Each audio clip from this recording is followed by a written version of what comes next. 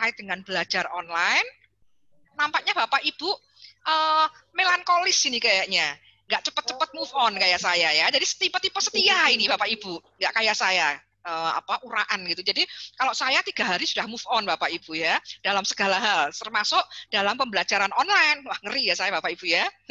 Jadi kalau pembelajaran online stresnya hanya 3 hari saja. Ini yang ada dari SMA DCS juga, Ibu Moira, Bu Kenso atau Bapak Kenso, Bu Natalia, Bu Purada, ya, Bu Desiana Susilo. Iya, senyum ya. Jadi kalau saya modelnya gampang move on. Jadi kalau misalnya stres tentang belajar online itu cukup 3 hari Bapak Ibu. Setelah 3 hari, apalagi sekarang Agustus, harusnya sudah sangat terbiasa. Maka Mr. Daniel tadi pagi WA, subuh-subuh loh, itu jam 4 pagi WA saya, katanya keluhan Bapak Ibu di DCS itu masih tentang teknis belajar online. Oke sih, tapi menurut saya ini sudah Maret, April, Mei, Juni, Juli, kita sudah 5 bulan untuk online, mestinya sudah tidak lagi stres. Apalagi saya sudah mengisi materi tentang ini sudah 2 kali. Jadi kalau masih ada Bapak Ibu di luar sana yang kemudian masih juga stres di masa-masa online begini, saya boleh nggak Bapak Ibu curiga? Boleh ya. Nah, jangan tersinggung ya Bapak Ibu ya. Ini tuh slave semua. Wah, ini saya ngomong sama Mr. Daniel. Toh, jangan tersinggung ya Bapak Ibu. Kalau sampai sekarang masih ada yang stres, berarti tadi itu terlalu setia Bapak Ibu. Nggak cepat move on ya, nggak cepat move on-nya ya. Dan dugaan saya berikutnya, Bapak Ibu yang di luar sana, bukan DCS nih. Kalau yang masih di masa pandemi ini masih stres, berarti memang sebelum COVID pun punya masalah begini Bapak Ibu. Jadi orang-orang itu mengkambing hitamkan corona. Gara-gara corona sih, saya jadi nggak punya duit, nggak bisa ngajar anak-anak. Saya pikir itu bukan masalah coronanya, tetapi memang dari dulunya memang kita sudah punya masalah. Karena sudah 5 bulan. Bu Tania, minta sambelnya saya. Ya, sama diajari yoganya nanti saya ya. Iya, sambil ini keren loh. Di sudah 5 bulan itu dengerin Zoom, minar, itu sudah dengan masak, dengan segala macam. Kalau masih stres di masa-masa begini, kita perlu introspeksi. Apakah kita model orang yang terlalu setia buta terhadap masalah, sehingga nggak move on? Yang kedua, jangan mengkambing hitamkan COVID. Jangan-jangan sebelum COVID pun kita punya masalah dalam keluarga. Jadi bukan karena COVID-nya. Nah, baik, hari ini tema kita sangat menarik sekali. Kita akan mulai. Silakan Mr. Daniel.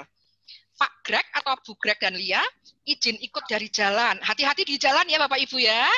Silakan ikuti saya walaupun di jalan ya. Baik, ada yang masak. Oke. Jangan lupa ini di-capture dulu Bapak Ibu, nanti disimpan untuk di-scan untuk lebih mengenal saya ya.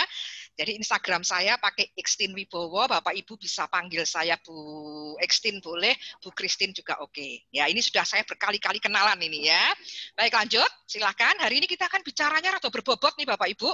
Jadi silahkan masak, silahkan setir mobil, ya, silahkan ngapain di rumah juga nggak apa-apa, akan lebih baik lagi kalau fokus ya. Kita akan bicara tentang di balik layar, bagaimana supaya anak-anak kita yang usianya teenager ini menjadi bertanggung jawab ya Bapak Ibu ya. Slide berikutnya, silahkan Mr. Daniel. Iya. Ya, responsible itu tanggung jawab itu apa sih Bapak Ibu? Kita mau lihat dari bahasa yang dipakai oleh DCS, bahasa Inggris ya, responsible ya. Hilang ini slide-nya, dari kata response dan enable. Jadi respon itu bisa menjawab Bapak Ibu. Nah ini materi bisa diperhatikan Bapak Ibu, berat loh ini. Ya, respons itu jawaban, able itu mampu. Jadi responsible itu artinya kemampuan menjawab kepada orang lain, bukan excuse. Ini saya kasih gambar Bapak Ibu, bukan excuse semata, tetapi dia bisa menjawab kepada orang lain atas akibat yang ditimbulkan oleh dirinya sendiri. Nah, kita hari ini mau belajar bagaimana supaya remaja-remaja kita, karena judulnya kan remaja, tapi bagi orang tua, Bapak Ibu yang ngikutin acara ini, anaknya masih kecil atau justru sudah besar, nggak masalah, nanti boleh ditanyakan. Tapi saya fokusnya kepada yang usianya belasan.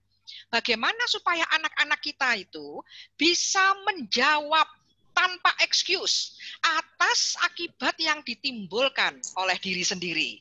Siap Bapak Ibu? Siapkan kamera, boleh difoto slide saya nanti, ya, atau sulit gitu ya kalau ini dipakai untuk Zoom mungkin agak sulit capture mungkin. Nah, Bapak Ibu pasti punya cara ya. Silakan lanjut. Ini menarik menurut saya. Jadi bukan excuse, tapi bisa menjawab. Nah, di dalam Kamus Besar Bahasa Indonesia, ini Bapak Ibu, menarik banget tuh. Ini kita belajar nggak usah pakai teknik psikologi, teori-teori yang berat, pakai kamus aja Bapak Ibu. Tanggung jawab. Apa artinya? Keadaan wajib menanggung segala sesuatu. Kalau terjadi apa-apa, bisa dituntut, disalahkan, diperkarakan, atau dengan kata lain, menerima pembebanan. Bapak Ibu, saya pilihkan gambar ini, cukup menarik gambarnya. Kita lihat slide-nya. Jadi, sebelumnya, masih di sini, ya, tanggung jawab itu membuat anak-anak itu memikul beban sesuai dengan usianya, Bapak Ibu. Nah, Bapak Ibu sering mendengar nggak? Zaman sekarang tidak seperti dulu. Kalau zaman dulu tuh banyak anak, banyak apa Bapak Ibu? 68 partisipan harusnya menjawab saya ini Bapak Ibu ya. Harusnya yang menjawab 50-an lebih ini. Zaman dulu ada pepatah, banyak anak, banyak apa Bu Esther? Anak, banyak rezeki. Oke, dicat aja. Banyak anak, Wah, Bu Miss Lili, Pak Purada, Miss Hana, Pak Greg, dan Bu Lia, Tania, oh waduh, Bu Tania nyambel aja sempat loh untuk menjawab ya. Banyak anak, banyak rezeki, Bu Sisilia, Bu Cingcing. Wah, banyak anak, banyak rezeki ya. Bukan banyak nasabah, banyak rezeki, Bu Cingcing. Banyak anak pun banyak rezeki ya. Jadi banyak anak, banyak rezeki, banyak anak, banyak closingan kata orang marketing ya. Baik Bu Victor ya. Wah, ini jawab semua, banyak anak, banyak rezeki. Zaman dulu. Nah, zaman sekarang kok tidak ada yang berani menjemput rezeki dengan banyak anak. Tentu saja kita harus tetap memperhatikan program keluarga berencana. Tetapi yang saya khawatirkan justru ini. Banyak orang tua mungkin loh ya, yang kemudian tidak berani memiliki anak lebih dari satu. Padahal bisa nggak ada masalah loh ini, Mas. Ini cerita tentang tidak ada masalah dalam kesehatan dan seterusnya. Kenapa? Jangan sampai jawab gini Bapak Ibu. Karena banyak anak itu banyak repot, banyak beban. Jangan Bapak Ibu. Pak Ruben bilang, sekarang banyak rezeki baru banyak anak. Oh harus. Sebelum nikah itu finansial harus sudah tuntas masalah ayah ibunya. Sehingga berapapun jumlah anak yang dianugerahkan Tuhan, oke ya. Tetapi jangan mengatakan bahwa aku nggak mau punya anak, karena nanti banyak anak, banyak tanggungan, banyak beban. Kalau Pak Stephen mengatakan memang kepengen punya anak cuma satu, ya nggak apa-apa. Tapi alasannya bukan karena anak itu beban. Bapak Ibu lihat ya. Nanti ini kata-kata saya ini, wah ini bisa diartikan macam-macam Bapak Ibu. Tapi intinya gini, bahwa setiap anak itu memiliki bebannya sendiri. Jangan kita mengambil beban anak, kemudian ditaruh di pundak kita. Capek kita Bapak Ibu. Maka beberapa orang tua yang mungkin sudah memberikan tanggung jawab kepada anak, mau anaknya satu, mau anaknya dua, tiga, itu repotnya waktu awal-awal mungkin batita ya Bapak Ibu bayi ya, tapi setelah mereka sekolah, mestinya kerepotan mereka itu berkurang. Karena kita harus memberikan beban itu dipikul masing-masing anak Bapak Ibu. Ini tanggung jawab. Bukan diambil oleh papa mamahnya. Beban yang seperti apa? Beban yang sesuai dengan tugas perkembangannya. Gitu Bapak Ibu. Karena waktu kita mengangkat beban anak ke dalam pundak kita, ke atas pundak kita, itu namanya memanjakan. Dan memanjakan itu sama artinya dengan menghukum. Ini nanti saya lanjut di slide berikutnya. Nanti. Tapi misalnya gini Bapak Ibu. Di masa pandemi seperti ini, anak mendapatkan PR untuk menanam apa ya, model contohnya apa ya, saya kok ngeblank nih ya. Nanam bawang merah, bawang putih ditanam. Mestinya yang menanam siapa Bapak Ibu? Yang nanam siapa nih? Anaknya. Bukan Bu Tania loh ya yang suka nyambel ya. Ya, nyambel bisa, yoga bisa. Walaupun ada tugas bikin sambel, Bu Tania mestinya hanya mendorong anaknya. Mengajarin itu disiapin gitu kan? Bukan terus papa mamanya yang ribut bikin sambel. Karena begitu papa mamahnya yang ribut bikin sambal, itu artinya mengambil tanggung jawab beban di pundak anak ke dalam pundaknya papa mamah. Papa mamah semakin loyo, anak semakin tidak bisa tentang tugas sesuai usianya. Maka orang tua bilang gimana? Oh, zaman sekarang kalau punya anak itu stres, capek. Capek mau dipikul sendiri. Mestinya setiap anak memiliki beban yang harus dia tanggung sendiri sesuai usia, sesuai tugas perkembangannya, Bapak Ibu. Begitu kita tidak memberikan tugas sesuai tugas perkembangannya, maka beratlah papah mamahnya. Papah mamahnya semakin sering cekcok, mamahnya capek, nggak cantik lagi, papahnya pusing, rezekinya mampet karena ngurusin beban pikirannya banyak, anaknya manja, nggak bisa apa-apa Bapak Ibu. Nah, apa itu tugas perkembangan? Jadi setiap manusia kita itu semua punya tugas Bapak Ibu. Dan tugas itu harus dilakukan supaya hidupnya itu baik dan dia memang jadi tanggung jawab. Bapak Ibu saya mau nanya. Iya. Ketika, betul, oh ya Pak dijawab ya Miss Lili ya. Anaknya yang harus ini ya Pak Steven ya. Jadi ini Bapak Ibu. Ketika anak bayi itu baru lahir, mak jebrol gitu Bapak Ibu. Dia sudah punya tugas, tanggung jawab. Tugasnya apa Bapak Ibu? Kristina, wah ini ada yang nyetrika barang, ini Bu Esther. Oh, saya kira Bu Esther lagi nyetrika ya. Pak Samuel, Oppo A1K, wah apa ini bacanya ya? Miss Natasha, anak ketika, belum nyusu toh.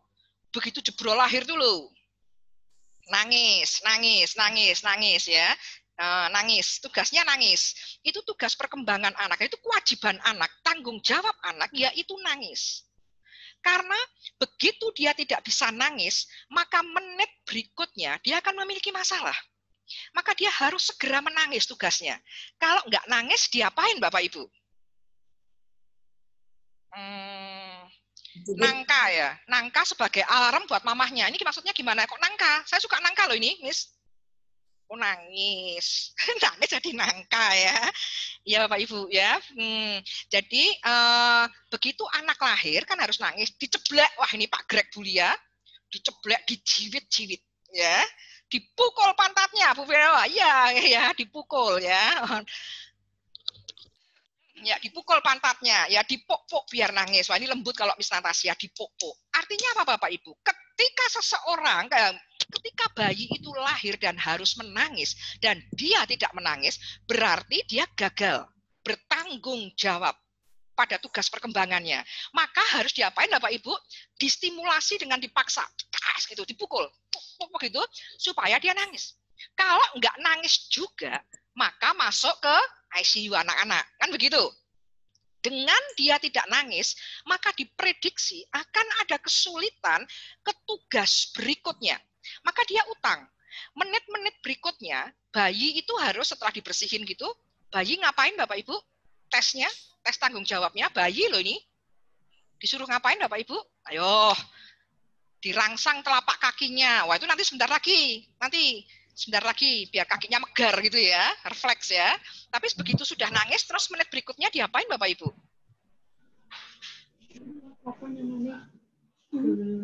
Nenen. Menyusui dini, jadi anak diletakkan di dada ibunya dan diminta untuk mencari ASI ya. Anaknya loh Pak, bukan bapaknya loh ya maksudnya. Wah ini ya, IMD itu apa ya? Diajari buat kenal lewat inisiasi minum dini. Saya nggak tahu lagi nih istilah-istilah ASI ya, mungkin gitu ya. Jadi diletakkan di dada ibunya dan dia diminta untuk mencari ASI. Ini tanggung jawab. Coba Bapak Ibu, apa kasihan nggak? Begitu lahir kok disuruh nyari ASI. Kasihan. Tetapi ketika dia berhasil mencari ASI puting ibunya, goal, berhasil dia. Dan tahap berikutnya berhasil. Gitu. Tetapi kalau kemudian kita tidak tega atau Bapak Ibu, ya ampun kasihan amat ya sudah didotin aja pakai susu. Nah, tugas berikutnya lemah dia Bapak Ibu. Itu tanggung jawab yang kita ambil karena kasihan. Maka dia harus mencari bayinya gembrobio. Irangnya Laura putih siji. Iya, apa nih bisa siji? Tes. Ya, jadi apa namanya, bayinya gembrobios, mamahnya gembrobios, tapi berjuang. Dan setelah dia mendapatkan ASI, jadi langkah berikutnya, step berikutnya dia pasti akan sukses, gitu.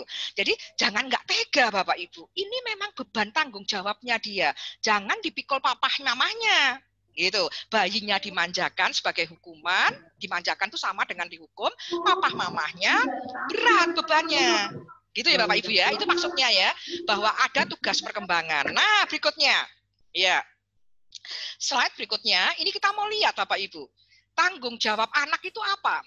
Itu sesuai dengan tugas perkembangannya. Ya, di next Kak, Mister. Ya. Iya, ini saya ambil tugas perkembangan remaja ya Bapak Ibu, karena judulnya kan teenager ya, jadi untuk belasan ya, tugas perkembangan. Tapi Bapak Ibu nanti boleh menyesuaikan kalau anak-anak masih kecil atau lebih besar. Ini yang saya fokuskan sesuai tema yang belasan tahun. Tugas perkembangan mereka itu ini Bapak Ibu. Menerima keadaan jasmani. Jadi kalau saya anak perempuan, saya senang dengan saya sendiri. Kalau saya anak laki-laki, saya senang dengan tubuh saya. Ya, menerima peran jenis. Karena saya perempuan, maka saya agak kalem sedikit.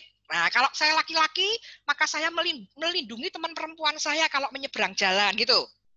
Ini tugasnya Bapak Ibu. Remaja harus sudah lolos ini. Jangan terus, alah masih remaja ini, anak laki-laki kayak mamahnya biarin aja, toh masih kecil. Jangan Bapak Ibu, jangan. Ini remaja sudah harus bisa begini.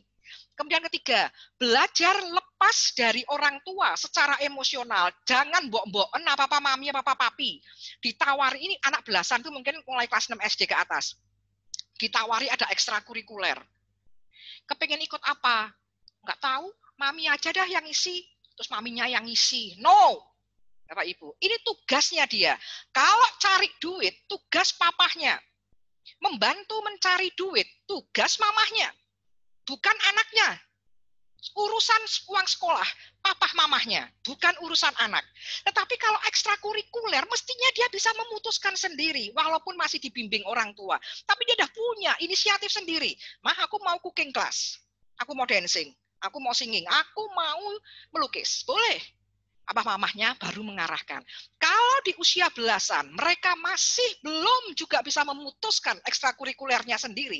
Ini contoh Bapak Ibu. Waspadalah, waspadalah. Harus diceblak Bapak Ibu tadi. Ingat, bayi baru lahir, tugas perkembangannya nangis. Begitu dia nggak nangis, harus dikebut. Dipuk-puk biar dia nangis. Ya. Terus mampu mengelola konflik tentu sesuai usianya. Ini kalau misalnya sekolah online, HP-nya cuma satu. Atau Mister dan Miss-nya ngomong aku nggak denger. Itu dia sudah bisa mengelola. Ngomong ke papa mamahnya, tolong aku diteleponkan ke guru. Atau aku mau chatting WA ke guru. Ini harus sudah bisa Bapak Ibu. Kalau belum, waspadalah. Harus ditepuk Bapak Ibu. Harus dikejar. Nanti ya. Belajar bergaul dengan teman. Pada usia remaja, mereka harus sudah bisa bergaul dengan teman. Enggak hanya papa mamahnya tok. Tapi dia sudah keluar dari rumah, ini ilustrasinya, dan sudah diterima oleh teman-teman sebayanya. Tidak harus terkenal populer, tetapi teman-teman sebayanya menikmati kehadiran anak kita, dan anak kita senang dengan teman-temannya. Orang tuanya yang anak-anakan itu kayak saya, hati-hati Bapak Ibu, kayak saya itu nggak masalah, maksud saya hati-hatinya. Kalau sampai anak-anakan sampai SMP, SMA, berarti ngapain aja kita kemarin? Mungkin ada yang kurang Bapak Ibu. Kalau sejak bayi, ini sebentar lagi Bu Rini Hastuti. Oh, Bu Rini Hastuti dari Unika ini ya. Sebentar, nanti ini ada habis ini slide ini. Bu Rini, jangan kemana-mana. Terus melihat ini Bapak Ibu ya, Bu Rini ya. Sebentar ya Bu.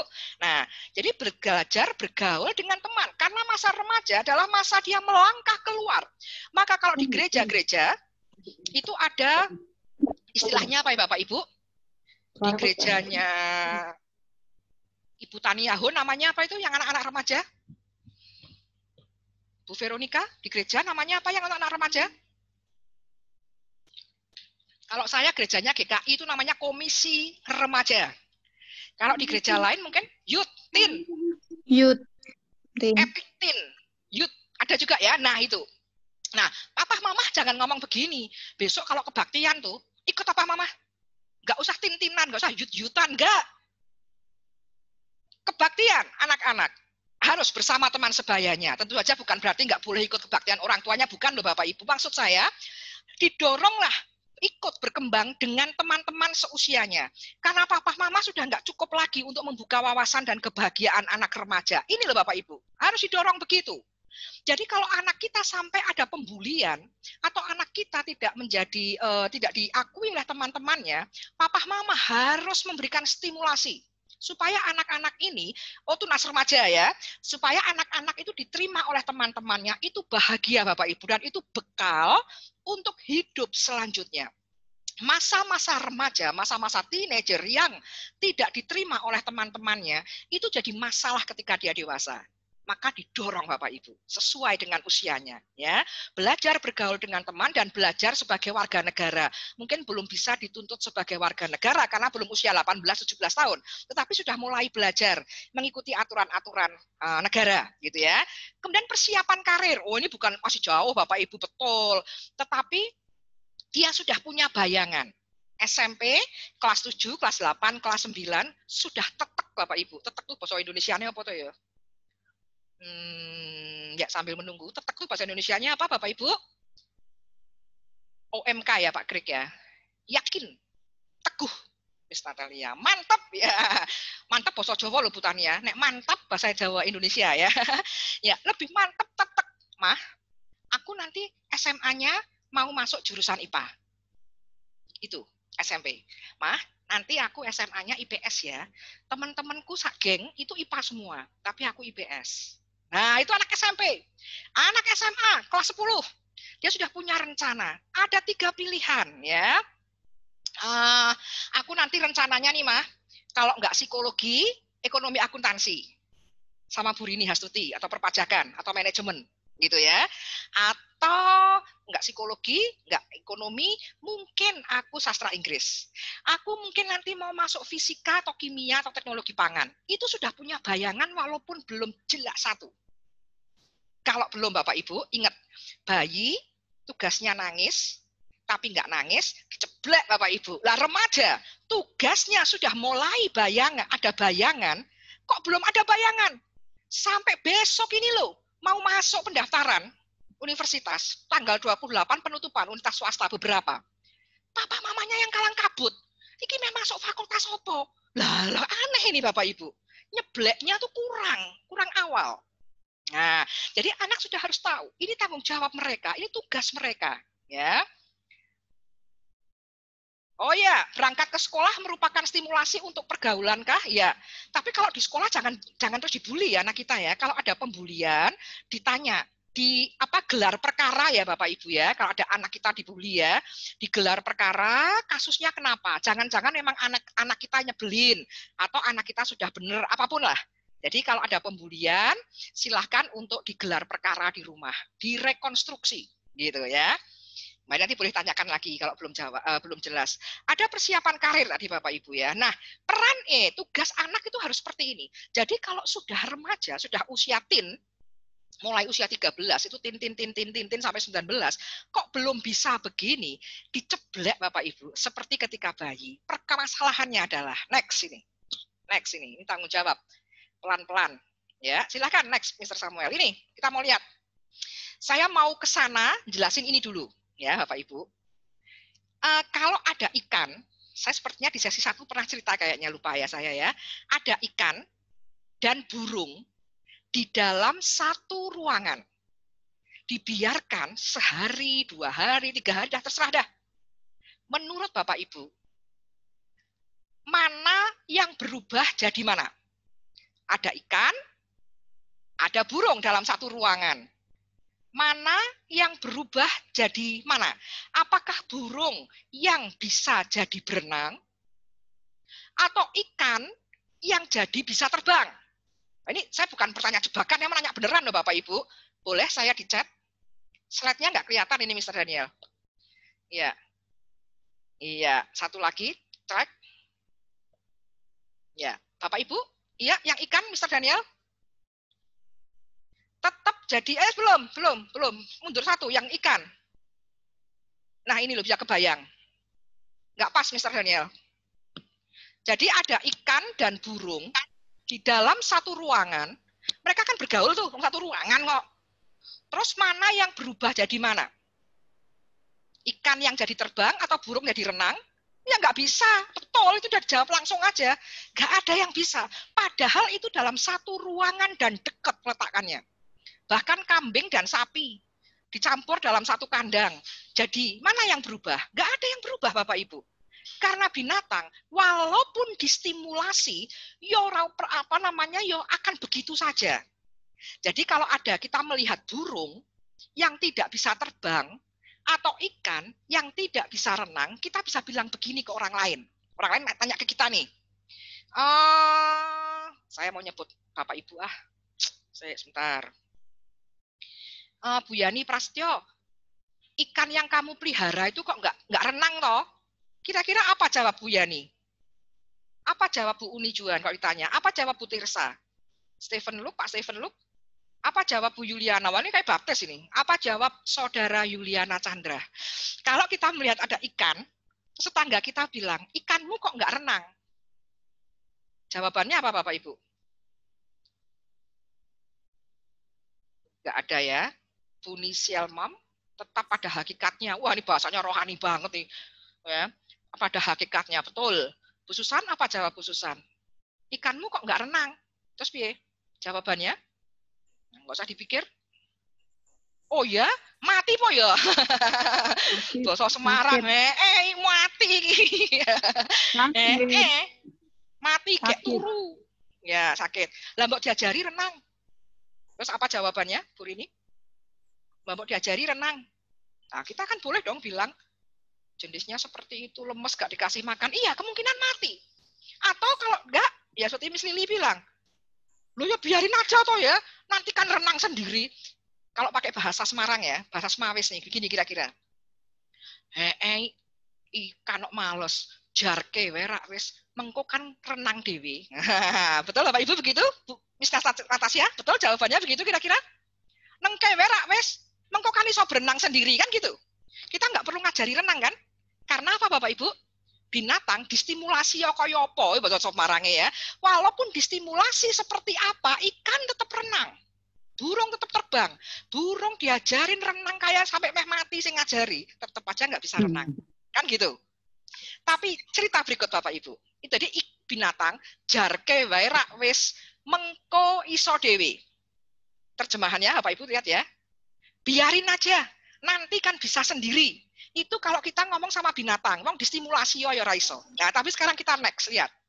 Minta tolong Mr. Daniel, next. Ada kisah yang berdasarkan kisah nyata ya Bapak Ibu, tapi yang kemudian menjadi sangat populer ini ya. Ya, Mr. Daniel, apakah bisa slide-nya di next? Agak kesulitan, ya. Bapak Ibu kenal gambar ini atau Bapak Ibu film itu, film Tarzan. Tarzan itu terdampar di suatu pulau. Kemudian dia dipelihara oleh siapa Bapak Ibu? Serigala ya. Kemudian sama orangutan juga. Maka perilakunya seperti orangutan atau seperti serigala. Suatu hari ketika dia dewasa, dia bertemu dengan siapa ya Bapak Ibu ya? Siapa namanya ini? Miss Oppo. Namanya Oppo ini. Ya. Jane. Dengan Jane. Jane. Ya, Jane. Nah, ketika Tarzan bertemu dengan Jane, perilaku Tarzan yang tadinya seperti binatang berubah jadi seperti manusia. Nah, ini bedanya Bapak Ibu prinsipnya. Beda binatang dengan manusia. Kalau binatang tidak distimulasi pun ya begitu, enggak distimulasi ya begitu, jarke nanti tunggu aja nanti kan bisa sendiri gitu. Tetapi kalau manusia itu butuh distimulasi. Karena stimulasi bagi anak manusia itu sangat penting Bapak Ibu. Kalau dia nggak distimulasi, nggak bisa. Maka kepada anak-anak kita, terutama yang terkait dengan tanggung jawab berdasarkan tugas perkembangan tadi, nggak bakal bisa kalau tidak diajari. Jadi nggak boleh ada orang tua bilang begini, wes SMA kelas 12 kok nggak tahu besok mau kuliah apa. Terus saya jadi orang tua bilang begini, halah jarke werak wis mengko kan iso dhewe. No Bapak Ibu, anak kita bukan ikan, bukan burung. Anak kita adalah anak manusia. yang harus distimulasi supaya dia memiliki tanggung jawab, Bapak Ibu. Nah, permasalahan sekarang pertanyaan malam ini harus selesai, Bapak Ibu. Jangan ada PR. Siapakah yang harus nyeblek tadi, yang harus memberikan stimulasi? Siapa Bapak Ibu? Siapa Bapak Ibu? Stephen Luke, Bapak Stephen Luke ya, orang tua. Ibu Nisil, orang tua. Sebut siapa Bapak Ibu, orang tua itu siapa? Opa, oma ya, orang tua bukan? Saya. Wah, ini keren ini Pak Stephen Luke ya. Saya. Woi, papa, mama. Ini saya sudah ngomong di sesi yang kemarin. Papa, mama saya. Ingat Bapak Ibu, peran kita memang peran orang tua ya Bapak Ibu ya. Karena malaikat bagi anak-anak itu adalah papa mamahnya. Orang anak-anak tidak mungkin mengenal bagaimana Tuhan mengasihi kita. Karena yang dia kenal adalah papa mamahnya. Dia akan mengenal bahwa Tuhan itu maha baik dan maha kasih. Karena dia melihat ayah ibunya. Tapi sayangnya Bapak Ibu, peran papa mama, ini yang tadi ditanyakan Bu Rini Hastuti, waspada akan dijawab ini, bahwa peran itu ada masa expired-nya. Ada masa kadaluarsane Bapak Ibu. Maka waspada, penempatan peran ini harus sangat penting. Jadi siapa remaja yang memberikan stimulasi kepada remaja supaya tugas perkembangan tadi itu bagus semua. Pemilihan karir, belajar, tanggung jawab, itu semuanya bisa. Siapa Bapak Ibu? Ini di DCS yang kemarin sudah saya sampaikan. Ya, silakan, next. Papa mama saya, ya papa mama, betul. Papa mama Veronica, ya. Ini ya Bapak Ibu ya. Ya, oke deh. Sebelum sampai di sana, pentingnya stimulasi itu begini Bapak Ibu. Ketika anak akan berjalan, itu kan harus distimulasi ya Bapak Ibu ya. Harus distimulasi nih, diajarin. Tadi saya bilang, nggak ada yang bilang mengatakan jarke wae rak wis engko iso dhewe, nggak bisa. Anak bisa berjalan kalau distimulasi. Kalau di mana-mana digendong sampai besar pun ya nggak bisa jalan. Maka itu berikan tanggung jawab anak-anak sesuai usianya. Maka harus diajarin. Next. Mr. Daniel, silahkan. Kan harus diajari nih. Nah, pertanyaan saya next berikutnya. Iya, pakai kuis nih Bapak Ibu, kuis-kuisan ya. Kita coba di Bapak Ibu ya. Ini, ngajarinnya kapan Bapak Ibu? Ini contoh ya, anak berjalan tadi. Kira-kira anak harus bisa berjalan di usia berapa? Bapak Ibu? Bu Tania? Maksimal 1 tahun ya, 13 bulan. Oke, plus minus lah ya, Bu Rini ya, 1 tahun ya. Bu Febe, Bu Yuliana, 1 tahun. Wah, ini kuisnya menang semua ini, bagus semua ya. Umur 1 tahun 12 bulan, ya. Bu Mas DCS, Bu Desiana Susilo, 12 bulan, setahun itu plus minus ya Bapak Ibu. Nah, sekarang kuisnya adalah gini. Yang pertama, ini kondisi pertama itu A. Ya, gini. Oh, anakku tuh 12 bulan harus bisa berjalan. Nah, ini anakku sekarang 3 bulan. Jadi, tak ajarin tengkurap, kemudian bergulinglah, duduk, merangkak, saya tak ajarin. Kalau 3 bulan kok belum ada gerakan tengkurap, wah papa mamahnya sibuk beli kincring-kincring itu Bapak Ibu ya. Diajarin supaya anak berguling. Ya, kemudian mundur dikit, ya duduk, ya merangkak gitu. Supaya nanti 12 bulan bisa berjalan. Itu A. Atau B, wah 12 bulan harus bisa jalan. Sekarang usia 3 atau 4 bulan. Halah wis nengke wae. Katanya Bu Kristin, orang Kristen tuh, kan indah pada waktunya. Jadi nggak apa-apa, sekarang santai-santai sih, namanya cah cilik, ya toh? Biarin aja, nanti kan 12 bulan bisa berjalan. Kata orang Kristen kayak Bu Kristin itu, indah pada waktunya. Bapak Ibu? Yang A atau yang B? A, Bu Natasya, Bu Siska, Bu Veronica, Bu Desiana, A. Loh ini indah pada waktunya loh yang B. Nggak ada yang mau jawab itu toh. Rohani loh saya, indah pada waktunya. A, Bu Rini Hastuti, apa B? Bu Susan, Pak Sebastian Vincent. Apa A dong? Bu Rini bilang A itu ya. A, Bu Vivi ya. Bu Yuliana Chandra, sepakat. Wah, ini selesai nih acaranya, seminarnya. A. Yang B rohani loh, nggak ada yang milih. Bener nih. Ya. A, Bapak Ibu, harus distimulasi step by step sesuai usianya supaya betul ketika 12 bulan bisa berjalan. Ya, bukan ya Burut bilang jebakan rohani, sebenarnya bukan jebakan rohani, kita aja yang salah baca, saya. Karena menganggapnya itu huruf besar. Jadi indah pada waktunya di Alkitab saya itu nya-nya itu huruf kecil. Berarti indah pada waktu saya dan Tuhan memberkati. Kan gitu Bapak Ibu. Bukan terus alah wis nengke wae ra wis namane bocah mengko kan indah pada waktunya tapi kita nggak pakai usaha. No. Enggak. Indah pada waktunya hanya untuk orang-orang yang berjerih payah tepat waktu. Maka dia akan indah pada waktunya. Kalau dia nggak pernah berjerih payah digendong terus anaknya ya 12 bulan nggak bisa berjalan. Nah, jadi harus distimulasi sesuai usianya. Dan yang memberikan stimulasi itu tadi Bapak Ibu bilang orang tua, tapi saya bilang ada masa kadaluarsonya. Siap Bapak Ibu ya. Jadi oke, distimulasi. Kalau sudah distimulasi kadang-kadang ada yang telat berbicara, ada yang tanya. Kalau itu memang sangat terlambat, maka harus segera diterapi. Papa mama jangan kebanyakan denial. Jadi ini anak ini kok sulit berbicara tidak seperti rata-rata kebanyakan teman. Ingat Bapak Ibu, yang boleh unik itu prestasi. Tetapi perilaku tidak boleh unik, tidak boleh aneh. Itu nanti potensi dibully dan potensi kita terlambat memberikan terapi. Jadi misalnya ketika anak 3 tahun Bapak Ibu sekolah, diajar tepuk tangan, kita lihat rata-rata kebanyakan teman tuh bisa tepuk tangan. Tapi kok ada satu anak yang nggak bisa tepuk tangan. Jangan mikir gini, alah diemin aja, nanti kan mau sendiri. Enggak loh Bapak Ibu. Kita harus cek, apakah memang dia males, ngantuk, atau memang ada gangguan. Karena perilaku tidak boleh unik. Yang boleh unik itu prestasi. Anakmu pinter pidato, anakku pinter masak. Oke. Tetapi kalau perilaku itu harus sama. Jangan aneh. Begitu kita melihat keanehan anak kita, harus gak diceblek Bapak Ibu, stimulasi.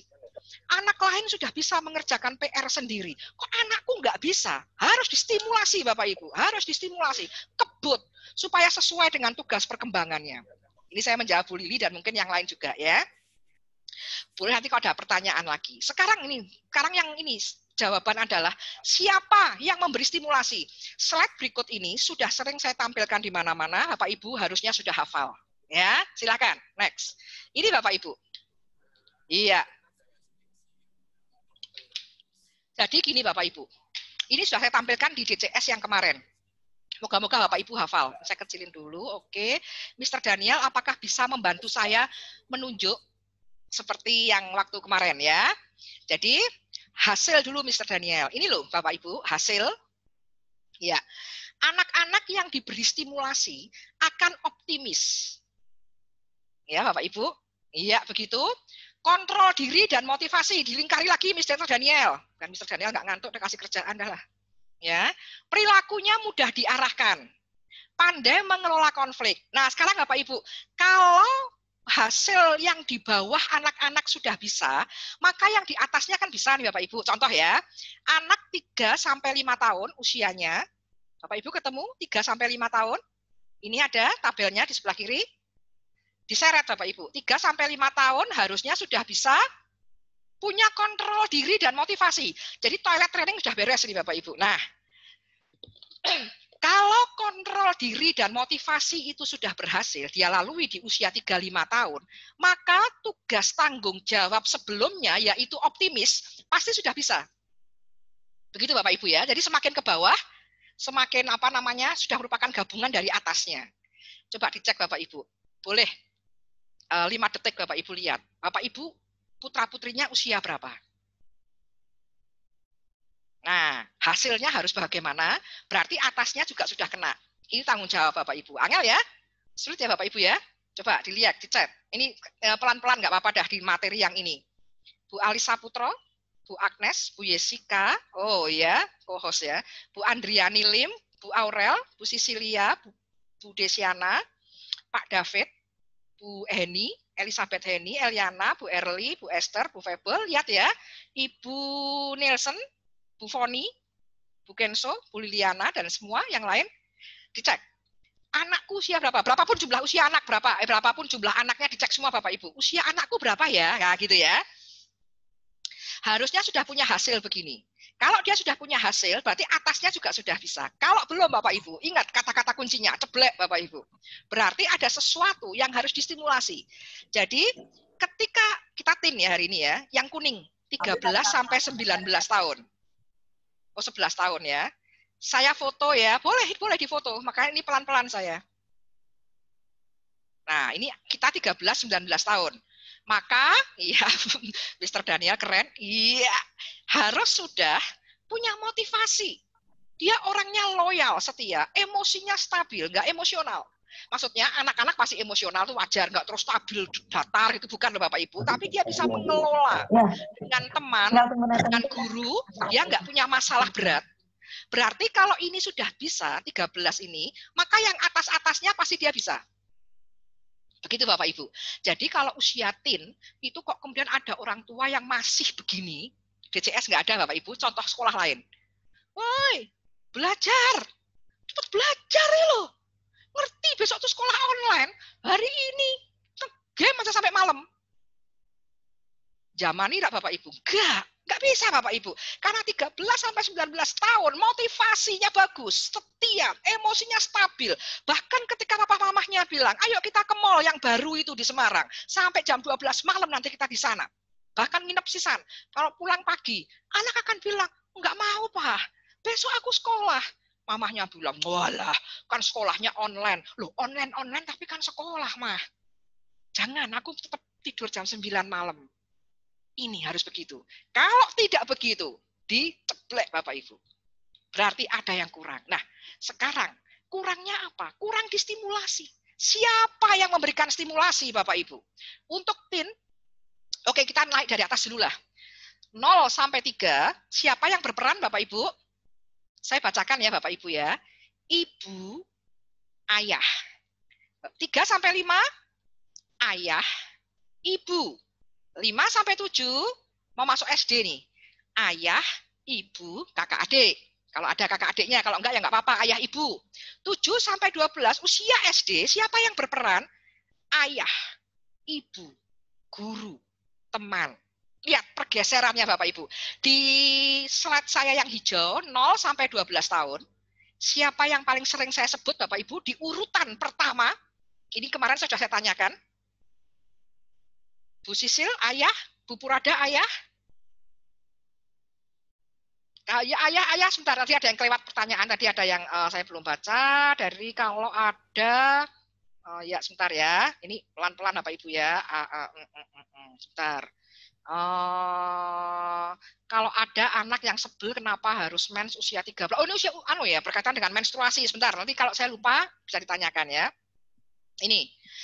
Antara 0 sampai 12, siapa Bapak Ibu yang pertama? Ayah.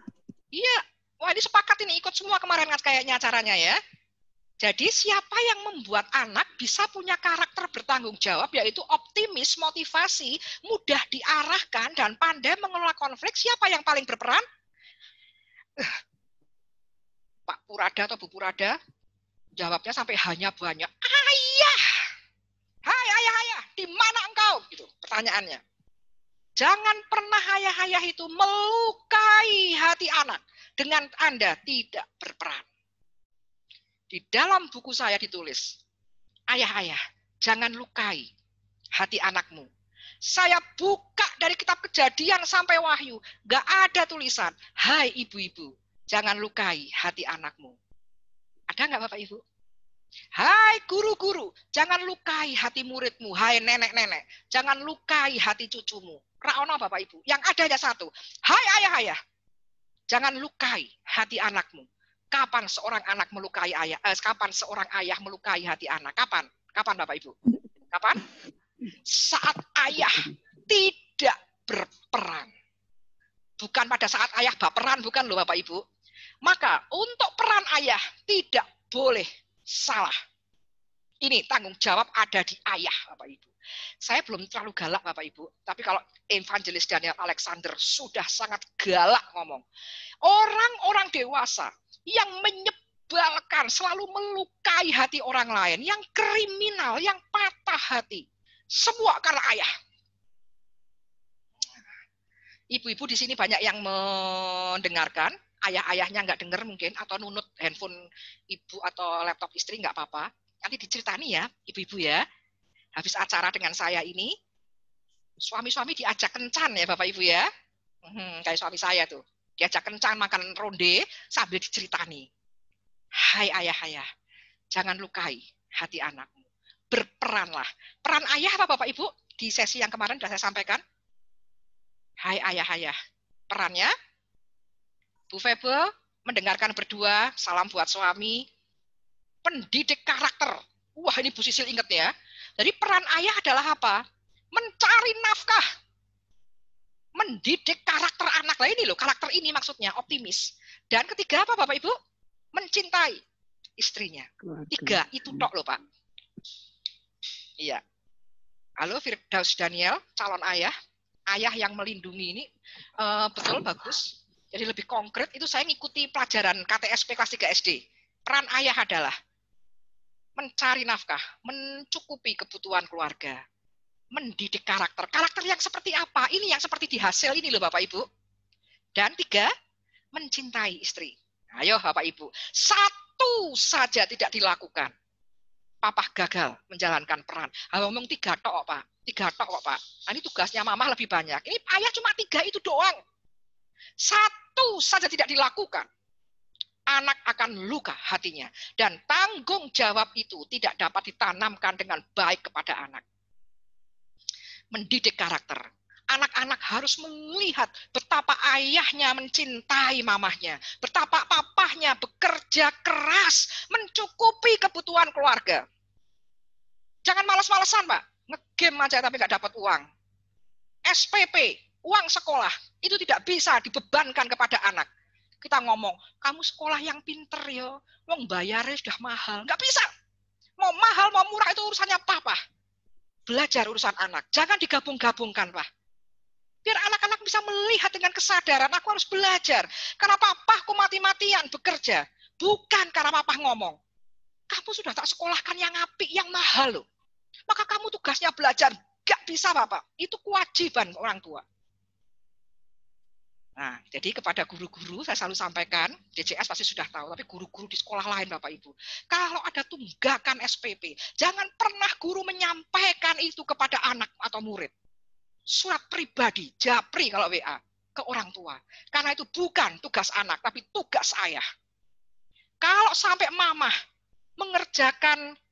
membantu mengerjakan PR anak, sampai emosional berdedek Bapak Ibu, papa harus mikir, jangan-jangan ada yang tidak cukup untuk mamahnya. Sehingga mamahnya emosional, Bapak Ibu. Lihat, anak-anak melihat. Karena COVID, papa sering di rumah. Tapi sebelumnya, bahkan hujan badai. Asal tidak ada pengumuman bahwa jalan itu ditutup. Kalau papa mau ketemu dengan nasabah, berangkat tepat waktu. Anak-anak lihat, itu kewajibannya. Maka tidak pernah ada anak-anak yang tidak bertanggung jawab terus kemudian tidak sekolah Bapak Ibu. Dia melihat papahnya seperti itu ulet. Dan papahnya setia kepada mamahnya. Keren. Ini pelajaran yang bagus sekali untuk anak-anak Bapak Ibu. Bahkan di sesi yang kemarin saya bilang, bahkan Tuhan Yesus kita di usia 12 tahun itu masih di bawah asuhan Maria, Yusuf Bapak Ibu. Padahal dia maha kuasa. Lihat, Tuhan aja begitu. Apalagi anak kita. Ayo ayah-ayah, berperanlah. Lihat, anak-anak supaya melihat. Kalau berkaitan dengan bekerja dan masalah gereja, masalah beribadah, papa tidak ada toleransi. Berangkat. Tapi papa yang penuh kasih. Tapi kalau soal milih makanan, habis ini makan soto. Atau makan bakso. Papa sangat baik hati ya. Anak-anak mau makan apa hari ini? Oke, tetapi masalah prinsip itu ayah Bapak Ibu. Maka sekali lagi saya sampaikan yang kemarin di slide, yang di sesi kemarin. Lebih baik seorang anak 12 tahun ke bawah memiliki satu orang ayah daripada memiliki ribuan guru teladan. Ayah. Tidak ada anak nakal Bapak Ibu. Yang ada adalah anak yang bertanya, Papa, di mana engkau saat aku membutuhkanmu? Jadi papa, hadirlah 100% untuk anak di 3 peran tadi. Kalau ada persoalan sekolah pada anak-anak, jangan pernah ngomong. Itu kan tugas mama. Tidak. Kalau kaitannya dengan motivasi, kita diundang sekolah karena anak kita merosot motivasinya. Papa yang harus berangkat, Pak. Jangan mamahnya. Papa siap berangkat. Meeting boleh di reschedule. Tapi ini urusan anak. Supaya anak itu paham. Betapa itu yang penting untuk papa, ibadah dan sekolah. Ya Bapak Ibu ya. Ya Pak ya. Mama-mama ayo bantu papa supaya bisa begitu. Dan tugasnya mama apa? Mengasihi, merawat, dan mengasuh. Mengasihi tanpa harap kembali, ibu-ibu. Ini karakter yang perlu diciptakan untuk anak-anak. Jangan selalu bilang, mama sudah bekerja, sudah capek ngurusi kamu, kok nilaimu masih remedi. Berarti mama itu mengharap kembali, Bapak Ibu. Ya. Jadi mama itu mengasuh, merawat. Tapi mama yang memberikan karakter kurang kuat, Bapak Ibu. Wah, nanti kalau offline kapan-kapan onsite saya ceritakan banyak. Tapi ini ayah. Nah, tadi pertanyaan Bu Rini Hastuti. Itu harus di full di usia 0 sampai 12 sambelengere Bapak Ibu. Papa mama itu masih menjadi idola bagi anak-anaknya. Maka ublak-ublak sama anak Bapak Ibu. Bu Rini, ini sesatu teman-teman saya mau raker, mau rekoleksi di luar kota, selalu pulang. Capek banget enggak? Pol capeknya Bapak Ibu. Bahkan kalau harus nginep Bapak Ibu, terpaksa nginep, saya buka kamar, tombok Bapak Ibu. Kemana-mana bawa anak waktu masih kecil. Ya Bapak Ibu, repotnya setengah mati itu Bapak Ibu ya. Jadi kita puas-puasin Bapak Ibu, mumpung anak masih kefans dengan papa mamahnya. Papa mamahnya masih menjadi idola buat mereka. Jangan kosong, jangan demi meeting kita meninggalkan anak-anak, demi karir meninggalkan anak-anak. Jangan Bapak Ibu, tahan dikit sampai anak-anak 12 tahun. Maka sama-sama puas. Nah, sama-sama puas. Ya, next seminar wajib buat ayah. Oh ya, artinya parenting itu memang untuk ayah, bukan untuk mama. Mama itu yang model-model tipe-tipe drama Korea, masa, gitu-gitu aja temanya. Tapi untuk karakter tanggung jawab, ini memang harusnya ayah semua yang datang. Ya, begitu ya. Ya, lanjut. Maksud saya, kita lanjut. Ini, jangan slide-nya, jangan lanjut.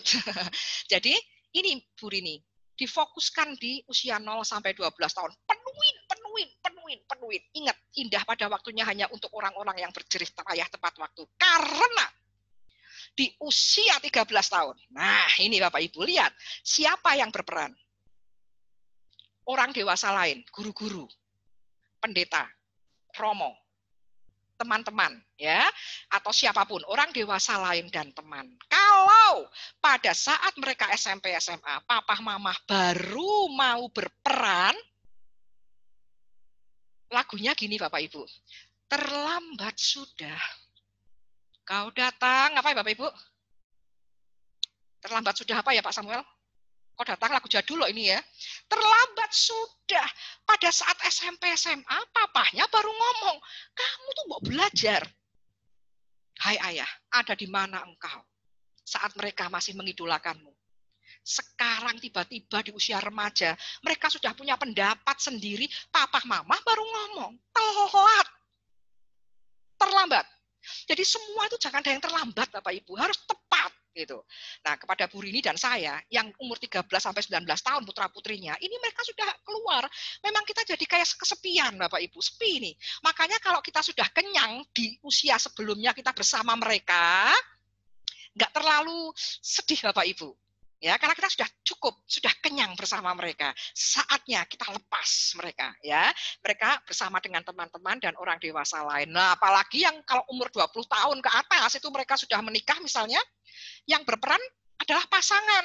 Kok saat itu papa mama baru ngomong, anak kita yang mahasiswa usia 24, S2 misalnya, datang ke rumah kita membawa pacarnya. Baru saat itu kita ngomong, mama nggak setuju nih, papa nggak setuju. Lah kok iso?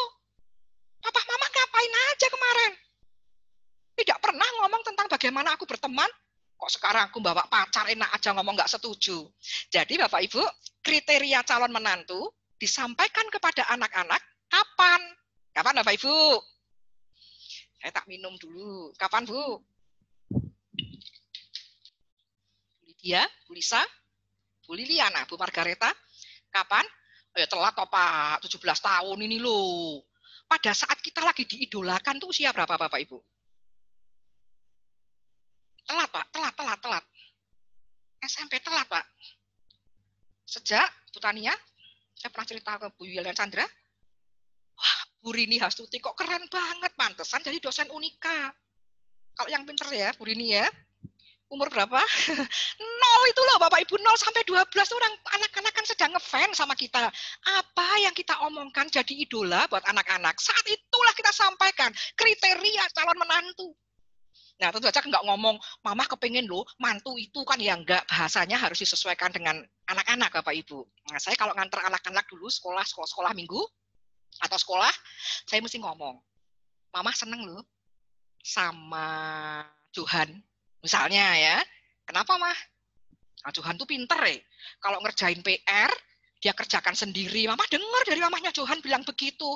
Kalau ada barang yang ketinggalan di sekolah, ke sekolah barangnya ada yang ketinggalan, dia ngomong sama miss-nya dengan baik. Bukan terus papa mamahnya ribut ngambilin ke rumah, bukan. Ini tanggung jawabnya Johan ini. Dan Johan ngomong sama Miss Esther. Miss Esther, Johan hari ini lupa, nggak bawa pianika. Tapi Johan janji, minggu depan pasti bawa. Tadi lupa soalnya kesusu, Miss. Maaf ya. Hah, Miss Esthernya langsung nangis ya, Miss. Berbesmili ya. Kalau ada ya. Bukan terus papa mama yang ngambilin pianika ke rumah, ngomong sama kepala sekolah, kepala sekolah bilang, orang tua nggak boleh masuk ke sekolah. Oh loh, itu ngusulin pianika kok. Bisa, tanggung jawabnya Johan. Dan Johan dia mengatakan seperti itu. Maka mama seneng sama Johan. Dan Johan tuh sekolah minggunya nggak pernah absen loh. Nah, lihat Bapak Ibu, anak-anak langsung ngerti bahwa mamahnya itu senang anak yang rajin dan sekolah minggu. Misalnya begitu. Itu nerapin calon mantu kita Bapak Ibu. Besok ketika dia kuliah, dia membawa pacar ke rumah dan kita kaget. Tuh, kok persis dengan yang kita inginkan. Gitu Bapak Ibu. Kalau baru ngomong di usia 13 ya telat. Papa mamanya sudah nggak peran utama. Ya, ada masa expirednya Bapak Ibu ya. Jadi kita terapkan usia-usia itu. Jadi kalau ketika usia teen, kita harus sekolahkan di sekolah yang terbaik. Menurut Bapak Ibu bukan terbaik yang gimana ya, tapi yang sesuai dengan ajaran atau didikan keluarga. Saya menyekolahkan anak mungkin tidak di sekolah yang favorit di Semarang, tetapi sekolah itu visi misinya sama dengan saya. Nah Bapak Ibu tepat sekolah di DCS. Visi misinya sama kan dengan keluarga. Nah itu karena orang dewasa dan teman itu pengaruh untuk mereka. Nah gitu kira-kira caranya untuk supaya mereka punya motivasi. Lanjut. Kalau seperti itu, apakah anak nggak merasa dibandingkan? Ya dibandingkan nggak apa-apa kalau ada solusinya. Kita ngomong tadi Johan tadi itu kan, iya kan? Mama seneng sama Johan. Kita kan nggak ngomong jangan kayak Anton, kayak Alek itu kan nggak. Mama seneng sama seperti Johan, gitu kira-kira ya. Nanti masalah banding-bandingan nanti. Nah, ajarkan itu tadi peran ayah ibu, kemudian untuk menyingkat waktu saya langsung ke permasalahan. Ajarkan kepada anak untuk memilah bahwa di dalam permasalahan itu ada dua hal. Masalah itu disebabkan oleh internal. Ya ada suara lain? Ya nggak tanya ya suaranya ya bukan ya. Ada masalah dari internal, ada masalah eksternal.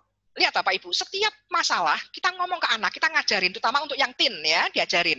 Pasti ada internal, ada eksternal, sumbernya dalam dan luar. Contoh ini permasalahannya nilainya jelek. Anak kan mangkol loh punya nilai jelek, nah kita langsung ajarin mereka untuk memilah. Kenapa sebabnya?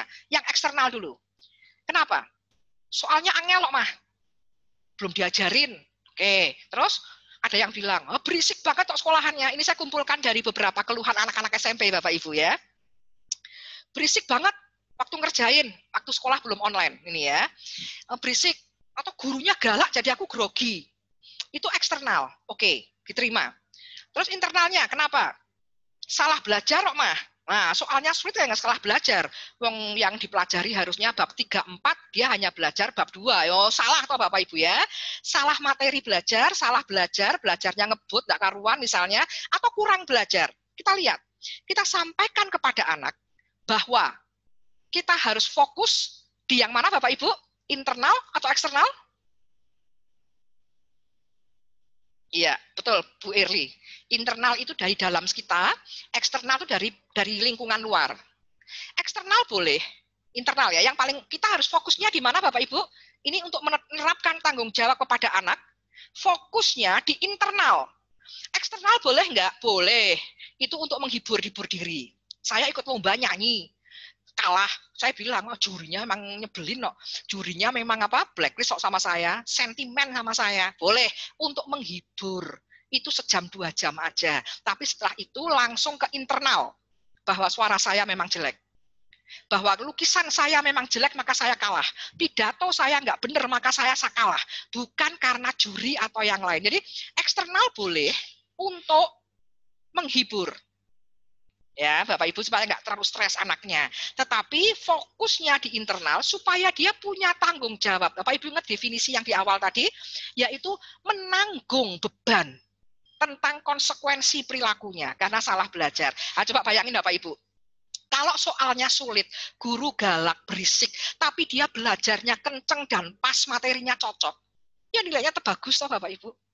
Walaupun jurinya itu sentimen dengan saya, tapi kalau saya melukis dengan baik, kan paling enggak saya juara 3. Gitu kira-kira Bapak Ibu. Jadi ajarkan internal. Papa mama juga harus beri contoh seperti itu. Ketika memiliki masalah, anak-anak kan pasti tahu kalau orang tuanya punya masalah nih kadang-kadang nih. Harus fokusnya di internal ya Papa mama ya. Orang tua parents ya, fokusnya di internal. Jangan nyalah-nyalain orang lain. Next. Kadang nyalain orang lain, tapi kadang juga apa Bapak Ibu? Mengkambing hitamkan orang lain. Mending kalau orang lain yang dikambing hitamkan. Sering-seringnya yang dikambing hitamkan adalah iblis. Kamu nilainya jelek, soalnya kamu dihinggapi roh kemalasan. Wah, Bapak Ibu dogma ini, jangan dogma Bapak Ibu ya. Masih mending iblis. Kadang-kadang Tuhan. Kita cerai, kenapa ya? Ya, memang sudah jalan Tuhan. Nah, kurang ajar Bapak Ibu ya. Nikah-nikah dewe nek wis mengkambing hitamkan Tuhan ya. Jangan ya Bapak Ibu ya. Ini contoh aja, contoh orang lain di DCS nggak ada. Kenapa sih bertengkar? Lah ya ini soalnya begini itu loh, gitu. Ini gara-gara roh iblis yang nempel di punggungnya anak. Aduh, Bapak Ibu, jangan mengkambing hitamkan apapun, termasuk iblis gak perlu kambing hitamkan, apalagi IT Bapak Ibu. Ini sih nilainya merosot karena online terus, game online terus. Ya Bapak Ibu, kalau yang sesi berikutnya, sebelumnya, kan saya sudah bilang, IT teknologi gawai itu kan hanya sebagai objek. Bisa positif atau negatif tergantung kita. Jangan suka mengkambing-kambing hitamkan gitu loh. Ya Bapak Ibu ya. Next ya. Oh ya. Oke ya, nanti membentuk internalnya yaitu contoh papa mama ya. Kemudian Bapak Ibu, ini tadi saya memberikan contoh kalau misalnya yang sesi kemarin saya tanyakan waktu itu Bapak Ibu, kalau saya jalan ke dandapan, ya, ya, oke lah, lanjut inilah, ya boleh ya. Yang salah tentu bukan kulit pisangnya, tapi saya yang salah, ya. Jadi Bapak Ibu, jangan suka mengkambing hitamkan, apalagi dengan dogma. Beware of dogma. Jadi orang itu mbok sing responsif. Jangan menggunakan kata solutif ya Bapak Ibu, solutif ya. Salah ya, nggak ada kata-kata solutif. Ini guyon aja gitu ya, kata Butejo. Dadi wong ki mbok sing solutif ngono lho. Ya, gitu. Responsif maksudnya. Jadi responsif itu artinya apa? Jangan selalu mengatakan kepada anak itu dogma. Kambing hitam itu membuat anak menjadi tidak tanggung jawab. Tetapi ajarkan solusinya. Yang sesi lalu saya bilang begini, ini tanggung jawab begini Bapak Ibu.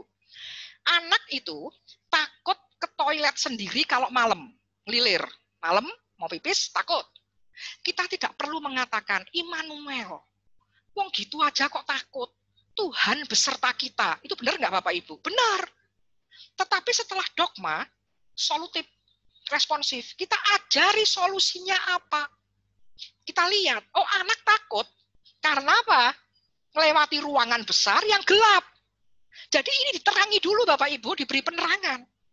Karena saya khawatir kalau kita selalu berkaitan dengan dogma Bapak Ibu, anak ini kemudian mengkambing hitamkan nanti. Dan repotnya suatu hari ketika dia beneran takut, dia akan mengatakan, Tuhan tidak besertaku.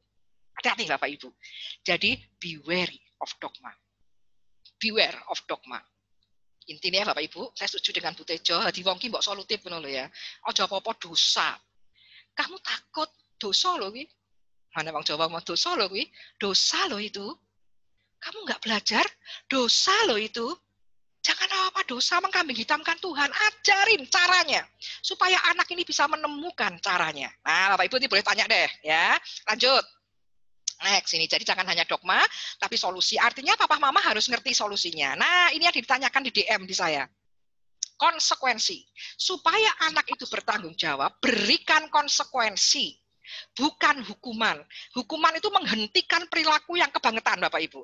Jadi anak menggigit temannya, ya dengan cepat kita harus hukum selontek gitu ya Bapak Ibu ya. Tetapi hukuman itu tidak baik kalau tidak darurat. Jadi harus betul-betul darurat.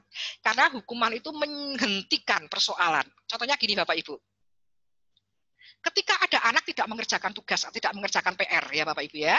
Terus kemudian kita hukum karena jengkel loh kita. Kamu kok nggak ngerjain tugas sih? Nyebelin banget loh kamu tuh. Dijewer itu hukuman Bapak Ibu. Karena menghentikan perilaku tuh, dijewer. Nah setelah itu diapain? Ini follow up-nya nggak ada. Kalau tidak ada follow up-nya berbahaya bagi tanggung jawab anak Bapak Ibu. Karena apa? Anak menganggap begini, oh orang garap nggak apa-apa, tidak mengerjakan tugas nggak apa-apa, yang penting aku sudah sakit. Ini Bapak Ibu paham? Ya, dia merasa aku sudah dihukum kan berarti sudah sah. Berarti aku nggak ngerjain nggak apa-apa dong. Ini efeknya jelek Bapak Ibu, buruk untuk masa depannya. Dia akan banyak anak mengatakan begini, anak-anak remaja yang kemudian society ya Bapak Ibu ya, melukai diri sendiri, dia bilang sakit itu menyelesaikan segalanya. Katanya, kalau dulu aku pokoknya aku ngapain aja dah, aku nakal, aku dipukul, aku diapain, dihukum, aku sakit, terus selesai. Jadi dia merasa bahwa sakit itu menyelesaikan persoalan. Ciloko atau Bapak Ibu, kasihan kan? Jadi bukan itu. Jadi kalau kita akan memberikan hukuman, itu betul ini Bapak Ibu. Betul-betul pastikan itu menghentikan perilaku. Kalau hukuman itu tidak menghentikan perilaku, percuma Bapak Ibu ya. Kemudian bukan sekedar ancaman. Hai ibu-ibu. Ning ndi iki ibu-ibu? Nah ya. Dadi wong kuwi mbok aja ngancam tok, lakukan ancamannya. Jadi jangan hanya sekedar ngancam, lakukan Bapak Ibu. Ancaman Bapak Ibu itu, ancaman ibu-ibu itu. Ojo ngomong tok kata Bu Tejo gitu ya. Lakukan ancaman itu. Tetapi kalau kita nggak tega melakukan ancaman itu, jangan cok ngancam Bapak Ibu. Kalau mau ngancam, lakukan. Begitu Bu Yani Prasetyo, Bu Yulina Chandra. Pak Greg sudah ganti perangkat? Sudah bertemu putra-putri ya. Pak Samuel apa kabar Pak? Pak Ruben? Ya, gimana ini? Apa kabar? Ya, Bu Veronica, Bu Victoria, suka ngancam-ngancam enggak seperti saya? Enggak ya.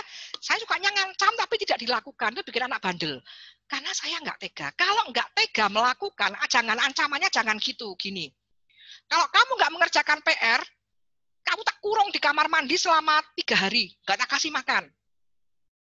Tega enggak Bapak Ibu? Kalau saya tega, oke. Tapi kalau saya nggak tega, nggak usah ngomong begitu. Daripada saya ngancam, tapi tidak dilakukan. Itu bikin anak bandel, Bapak Ibu. Nah ya, jadi jangan sekedar ancaman. Pastikan menghentikan perilaku. Dan ini, mungkin Bu Kristina Wijaya, apakah mendengar saya ini? Bu Tirsa Suryani, Bu Tika Dewi. Kita jangan ada masalah lain.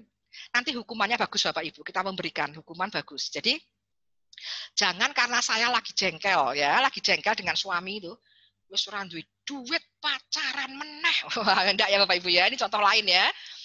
Nyebelin, terus saya jengkel sama suami, mangkel sama suami, ngeliat anak nggak ngerjain PR. Nah, saya pukul, pukulannya ini pasti keras Bapak Ibu. Dan itu nyakitin hati anak. Menggores hati anak. Gitu loh Bapak Ibu. Tetapi kita jangan ditumpuki masalah lain ketika menghukum anak, ya. Jangan ditumpuki masalah lain. Maka Mama 5 tambah 2 kan sudah bilang 7, kok 8 terus Tonyonyo. Ih, itu mukulnya itu gemes dan ketawa bersama Bapak Ibu. Karena hubungan dengan suami baik, hubungan dengan istri baik. Jangan ditumpangi. Jadi Bapak Ibu kalau mau menghukum anak nih, mikir, ini bener apa enggak ya untuk anak, atau karena aku mangkel sama wong liya nih ya, atau mangkel dengan yang lain. Nah, diberi batas waktu kalau kita nyetrap. Kalau kita strap dengan anak 12 tahun ke bawah ya Bapak Ibu, kalau udah di atas jangan pakai hukuman-hukuman model begini ya Bapak Ibu, nyebelin. Gitu ya, diajak ngomong aja, diberi konsekuensi. Nanti saya berikan contoh. Jadi, tak strap, duduk di situ 10 menit. Kalau anak-anak, jarum panjang di angka sekian sampai sekian, duduk diam, dengerin yang mamah ngomong, renungkan. Itu. Habis itu, lakukan follow up, diskusi. Kenapa tadi di strap? Ya, kalau saya sih Bapak Ibu, mending konsekuensi. Karena dia tidak mencuci piringnya sendiri setelah makan.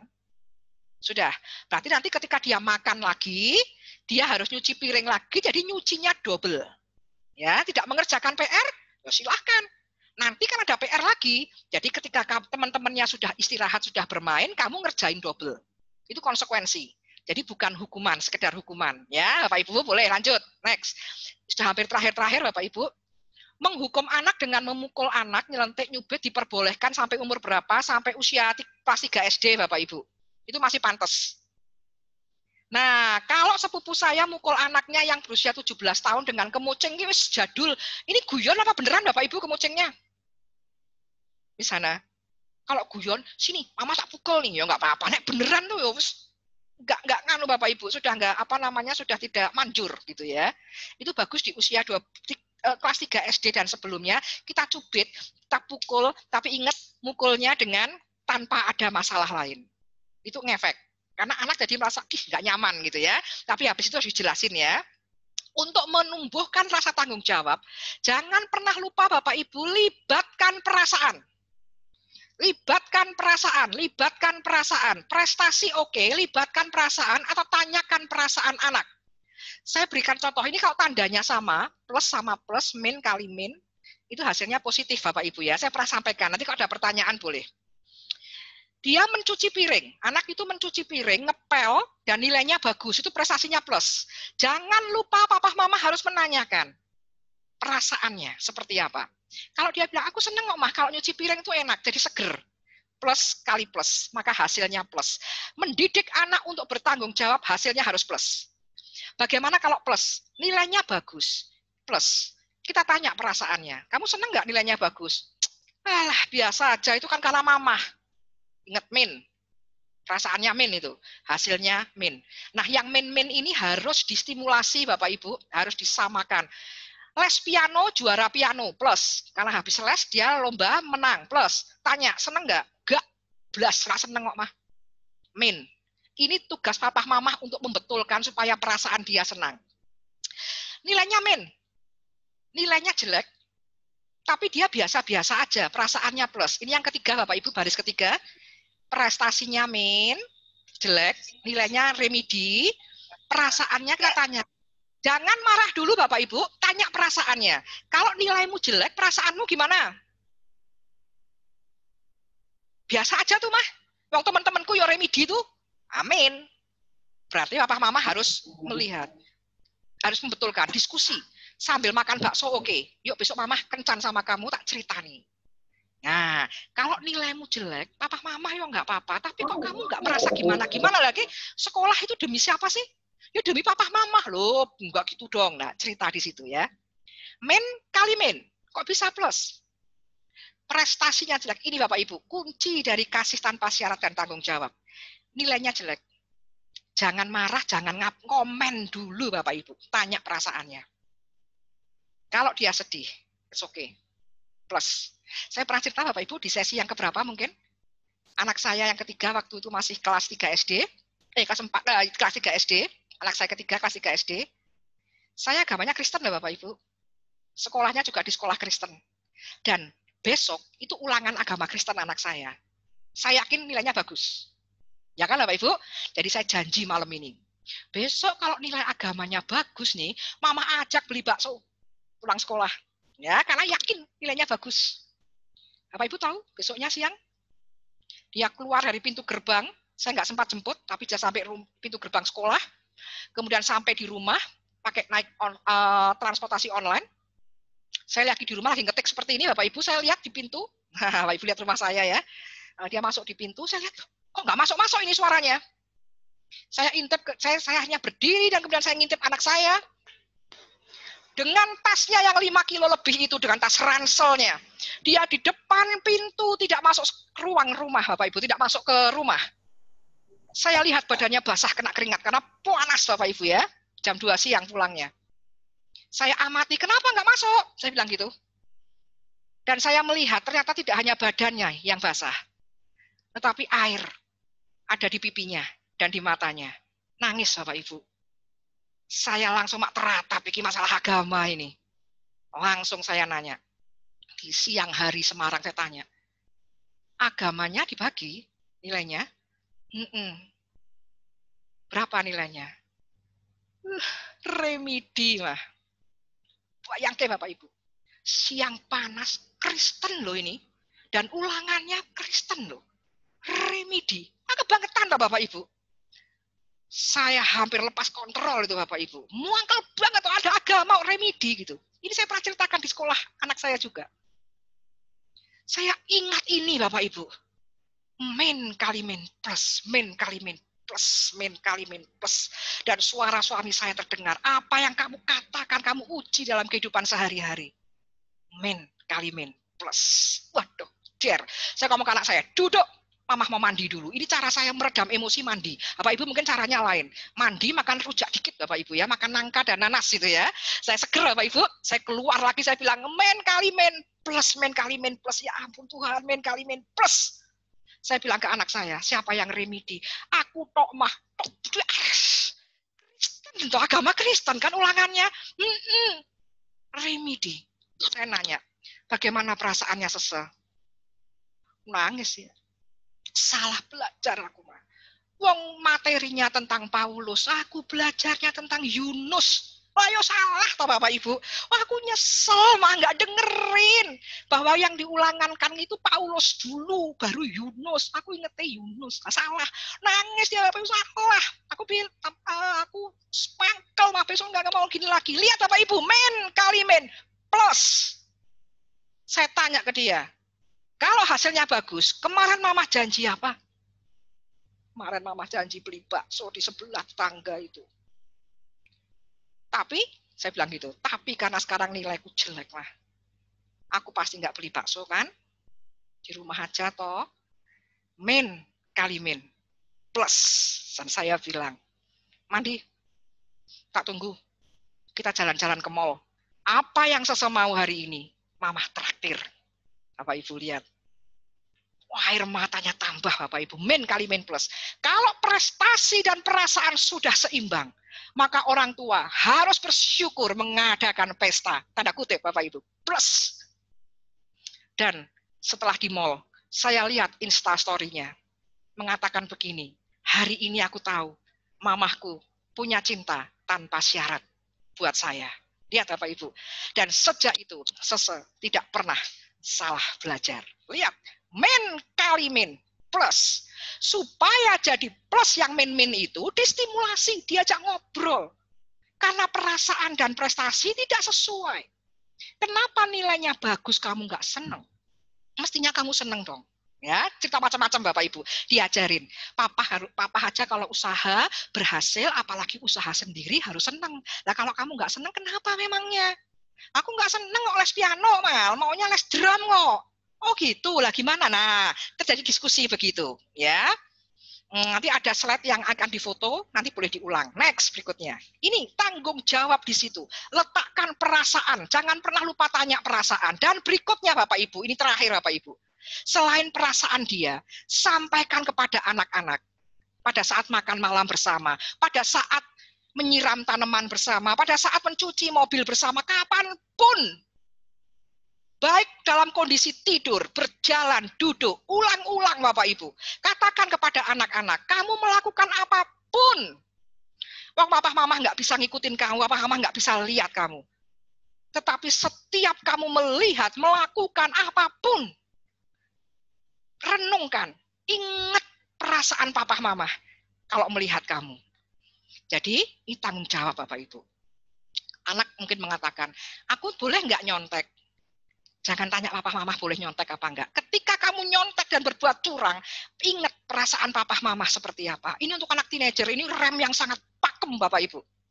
Ketika dia melihat film porno, tidak mengerjakan tugas, ngegame doang, dia harus merenungkan, papa mama rasane piye ya kalau aku begini. Wah ini keren Bapak Ibu. Ini untuk ngecek. Kalau kamu melakukan sesuatu, terjadi kejadian apapun yang kamu lakukan, kamu dengarkan, pikirkanlah. Renungkanlah bagaimana perasaan papa mama. Kalau papa mama sudah berperan seperti yang tadi saya sampaikan, maka anak-anak tidak akan sulit memahami perasaan papa mama. Ini remnya untuk anak-anak teenager Bapak Ibu. Next, selanjutnya, berikutnya. Sebelum tanya jawab ya Bapak Ibu ya. Bapak Sebastian, terima kasih. Ya, sangat menyentuh katanya ya. Jadi jajannya bakso Asia, tahu aja tetangga saya. Ya, jadi bukan bakso tetangga, tapi rotok tonggo, rotok kesana sedikit gitu ya. Dan saya dekat Java Mall, Bapak Ibu. Waktu itu saya ajak ke sana ya. Jadi nggak cuma bakso tetangga, tetapi ke Java Mall, rotok lingkat sedikit lah, sitik gitu ya, Bapak Ibu ya. Ya, jadi seperti itu. Bapak Ibu ingat Musa? Musa itu diberi susu oleh ibunya, diberi ASI, dan kemudian dia dididik oleh orang luar negeri, orang Mesir gitu Bapak Ibu ya. Kita lihat, kalau waktu kecilnya dia diberi kasih sayang oleh orang tuanya dan dididik orang tuanya sampai seperti itu ya Bapak Ibu, menceritakan perasaannya, kakaknya ikut mendampingi Musa. Nah Musa itu suatu saat dia akan besar, tidak sesuai ajaran, besarnya itu tidak dengan ajaran orang tuanya lagi. Tetapi karena dia anak orang tuanya berperan di masa-masa anak-anak, maka Musa tidak terpengaruh apapun. Bahkan dia perilakunya tetap bertanggung jawab seperti iman keluarganya, bertanggung jawab sesuai negaranya, dan yang paling penting menyenangkan hati Tuhan. Tidak lama lagi anak-anak kita akan kuliah di luar kota, mungkin di luar negeri. Papa Mama, jangan terlalu khawatir. Asal kita sudah melakukan semuanya, anak-anak akan bertanggung jawab seperti Musa. Dia akan mengingat ajaran orang tuanya. Tetapi yang belum melakukan, ayo dilakukan Bapak Ibu. Kita kebut Bapak Ibu, supaya anak-anak kita menjadi seperti Musa. Dan setelah kita melakukan semua, pakai rem tadi juga, itu tadi Bapak Ibu, sekarang saatnya percaya kepada anak-anak. Jangan ngintipi terus ya Bapak Ibu ya, nguntit dia ekstrakurikuler ditunggu, temennya Sweet 17 dia ikut ulang tahun, papa mamanya nunggu, ngelakson terus, ayo cepet pulang. Berikan kepercayaan ke mereka Bapak Ibu, supaya hatinya itu gembira bersama teman-temannya ya Bapak Ibu. Jadi Bapak Ibu hanya tinggal menyediakan peran-peran tadi dan mengatakan kepada anak-anak bahwa papa mama selalu siap untuk kamu datang kepada kami. Papa mama punya solusi yang baik. Papa mamanya harus banyak belajar supaya punya solusi dan tidak hanya dogma. Kelak ketika mereka pergi, papa mama tinggal seperti ini. Next, terakhir. Ya. Ya. Anak-anak, papa mama ada di rumah, papa mama percaya kamu kemanapun juga berada, pasti mengingat papa mama. My love will guide you home. Nah, papa mama, bulan madu aja Pak Mah, kalau anak-anak sudah remaja. Karena anak-anak tidak mungkin melupakan kita kalau kita sudah mengajari mereka tentang tanggung jawab. Nah, demikian Bapak Ibu. Silahkan Miss Naomi.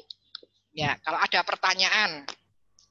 My love will guide you home, gitu ya Bapak Ibu ya. Ada satu lagu jadul Bapak Ibu, kuno banget.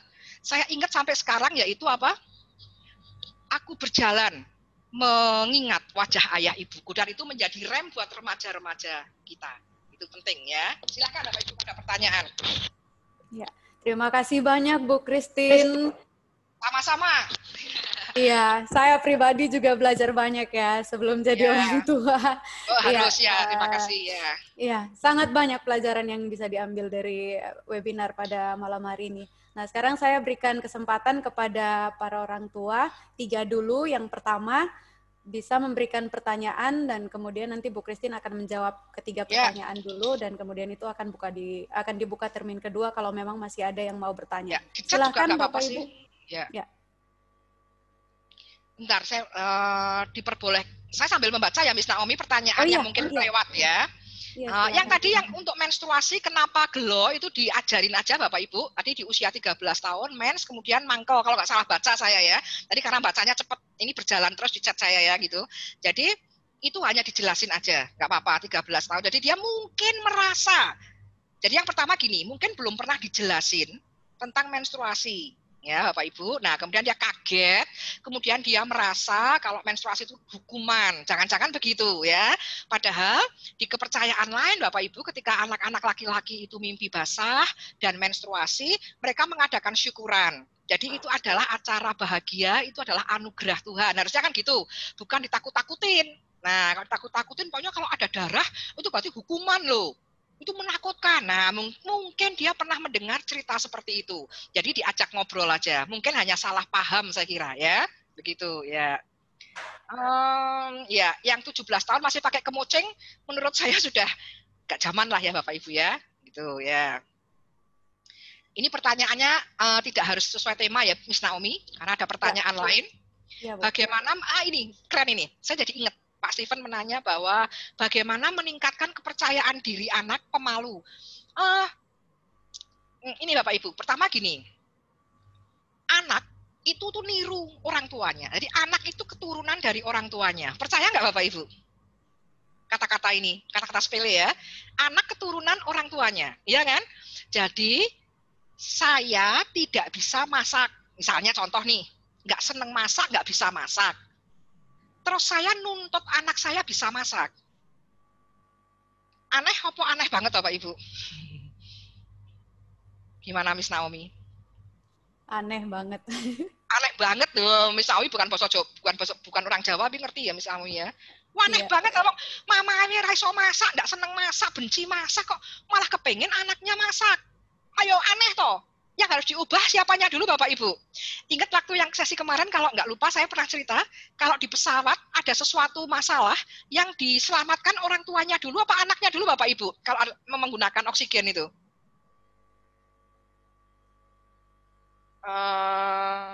Ya, sebentar. Yang menggunakan oksigen siapa dulu Bu Kristina? Orang tua, ya orang tuanya dulu, mama boleh, orang tuanya dulu, baru anaknya. Jadi kalau kita kepengen, kalau saya kepengen anak saya pinter masak, mama isik toh masak dulu.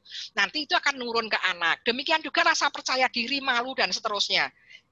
Pertama, introspeksi dulu, papa mamahnya pemalu nggak? Kalau nggak pede, papa mamahnya di depan orang lain, kok nyuruh anaknya pede, waktu wagu Bapak Ibu? Tapi kalau papa mamahnya sudah pede, baru kita ajarin kenapa dia malu. Biasanya orang tidak pede itu karena nggak ngerti kelebihannya. Saya kalau disuruh masak, jelas nggak pede toh Bapak Ibu, ya kan? Sudah ngerti kelemahan saya nggak bisa masak, kok dipaksa masak. Oh ya Bapak Ibu, saya mau tanya dulu nih. Oh ya ini, kalau orang tuanya pemalu gimana ya? Kalau anaknya malu berarti kan nggak apa-apa toh Bapak Ibu. Nyatanya Bu Liliana pemalu berhasil sukses kok. Kan nggak semua orang tidak harus semua orang tuh tidak boleh pemalu, kan nggak apa-apa. Ada juga yang suka malu-malu ya nggak apa-apa, nyatanya sukses kok Bapak Ibu ya. Sebagai kasir tuh kan malu-malu nggak apa-apa Bapak Ibu. Kalau kasir ramah tamah kayak orang lain nanti semua orang diutangi kan gitu ya Bapak Ibu. Jadi ada orang pemalu yang sukses juga. Nyatanya papa mamahnya pemalu kok saya sukses, jadi nggak apa-apa. Begitu menurut saya ya. Tadi saya mau ngomong apa ya Miss Naomi, jadi lupa nih saya. Dulu sekarang sudah malu-maluin, nah itu Pak Steven nakal atau itu ya. Tadi saya mau ngomong apa nih Miss Naomi, jadi lupa nih ya. Pokoknya kita duluan lah, kita duluan baru nanti anak niru ya, karena itu orang tuanya dulu. Bagaimana memancing anak untuk mau berbicara terbuka, ini anak teenager ya, kuantitas. Nah, supaya anak mau terbuka itu kuantitas Bapak Ibu. Bukan kualitas, tapi kuantitas. Lebih sering bersama anak dalam apapun kondisinya. Baik dalam kondisi santai, serius, jalan-jalan, formal, bareng sama anak. Bapak Ibu, waktu di sesi sebelumnya saya pernah nanya, WA Bapak Ibu yang panjang sama teman-teman itu, yang panjang sekali ngobrolannya, itu biasanya mutu nggak Bapak Ibu? Pembicaraannya. Gimana Pak Greg? Mutu nggak Pak? Mutu banget. Yang mutu tuh baris-baris awal toh Pak? Iya kan? Sampai panjang gitu. Coba Pak Greg WA-an sama saya. Satu kalimat selesai. Bu Christine hari ini jam 5:30 ya? Saya lagi di perjalanan itu, habis pulang saya ganti perangkat ya, oke, selesai. Itu kualitas. Tapi nggak akrab. Tapi Pak Greg dan Ibu Lia dan saya bisa saling curhat. Kalau apa Bapak Ibu? Sering ketemu. Sering ngobrol hal-hal yang nggak mutu awalnya. Betul ya Bu Lia ya? Baru ngobrol. Nah pada anak-anak remaja, kalau kita langsung tanya, kamu ada masalah apa di rumah? Anak saya ngomong, angkat bahu loh. Tadi gurunya ngomong apa? Nggak tahu. Online-nya senang. Oh, lah kamu sekolah jurusan apa? Nggak tahu. Gitu. Tapi pada saat kapan dia cerita, aku kepengen sekolah manajemen. Kapan? Saat kita diem-dieman aja dulu, makan mie ayam bareng, beli es bareng, kemana-mana bareng, terus mak cetuk dia cerita. Ya Bapak Ibu, jadi ketika orang harus bagaimana supaya curhat, kuantitas waktu ditambah. Gitu. Terus, wah ini banyak Bu, ini. ini ada pertanyaan dari Bu Jenny, ini private ke saya bacakan aja. Bagaimana mengatasi anak yang sangat takut dengan hukuman di sekolah, namun kurang punya usaha atau mencari solusi untuk menghindari hukuman itu? Hukumannya apa ya? Enggak tahu lah, pokoknya gini, gampangannya gini. Ketika anak mengalami persoalan apapun, Bapak Ibu, seperti yang tadi saya contohkan, direkonstruksi, direka adegan. Wah, apa istilahnya ya kalau dihukum ya? Ya Bu Rini, makasih ya. Apa? Dihukum itu apa? Reka adegan ya Bapak Ibu? Ya. Dicoba, dipraktekkan. Karena anak-anak tidak semuanya bisa bercerita, terus kemudian disimulasi. Misalnya, nah, aku tadi dihukum sama guruku. Nah, gimana hukumannya? Dia diem, reka adegan. Coba, mamah jadi guru, kamu jadi kamu. Yuk kita main, coba peragaan. Nanti di situ kita akan menemukan Bapak Ibu. Kenapa anak kita kok sering dihukum? Nah, nanti kita akan tahu, oh lah kamu nyebelin kok bla bla bla bla begini, diajarin caranya. Intinya gampang diajarin caranya. Saya ngomongnya kayak enak ya Bapak Ibu, karena saya pernah ngalami. Karena saya sangat pernah ngalami. Jadi semua yang saya katakan ini saya pernah ngalami semua. Waktu anak-anak terutama masih kecil. Jadi anak pertama saya sekarang oke lah, tapi jangan lihat sekarangnya Bapak Ibu. Ini belum happy ending ini, tapi walaupun belum ending, happy-nya sudah kelihatan Bapak Ibu. Tetapi jerih payahnya saya Bapak Ibu, luar biasa.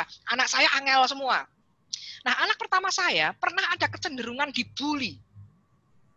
Dia pernah cerita ke saya pada saat kapan nonton TV, nonton sinetron. Sinetron yang di zaman dulu yang ada, mungkin kalau sekarang yang Ku Menangis itu loh Bapak Ibu, saya seneng ya. Ku Menangis gitu ya. Nah, duduk bersebelahan dengan anak saya, Miss Naomi nggak ngerti. Yang ngerti Bu Veronica ini ya, sinetron itu ya. Pak Greg nggak tahu mesti. Nah, anak saya itu duduk bareng sama saya, lihat sinetron, dan anak saya bilang, itu seneng ya Mas sekolah. Saya padek. Lah memangnya kamu nggak seneng? Dulunya seneng, tapi seminggu ini nggak seneng. Stay cool lah Pak Ibu, stay cool. Jangan, kenapa? Enggak. Ambil nafas. Kenapa? Nggak ada yang mau sama aku mainan. Anak saya cantik kok nggak ada yang mau nih. Nah memang kenapa teman-teman ngomong apa? Nggak tahu. Nggak ngomong apa-apa. Nah kenapa kok bisa?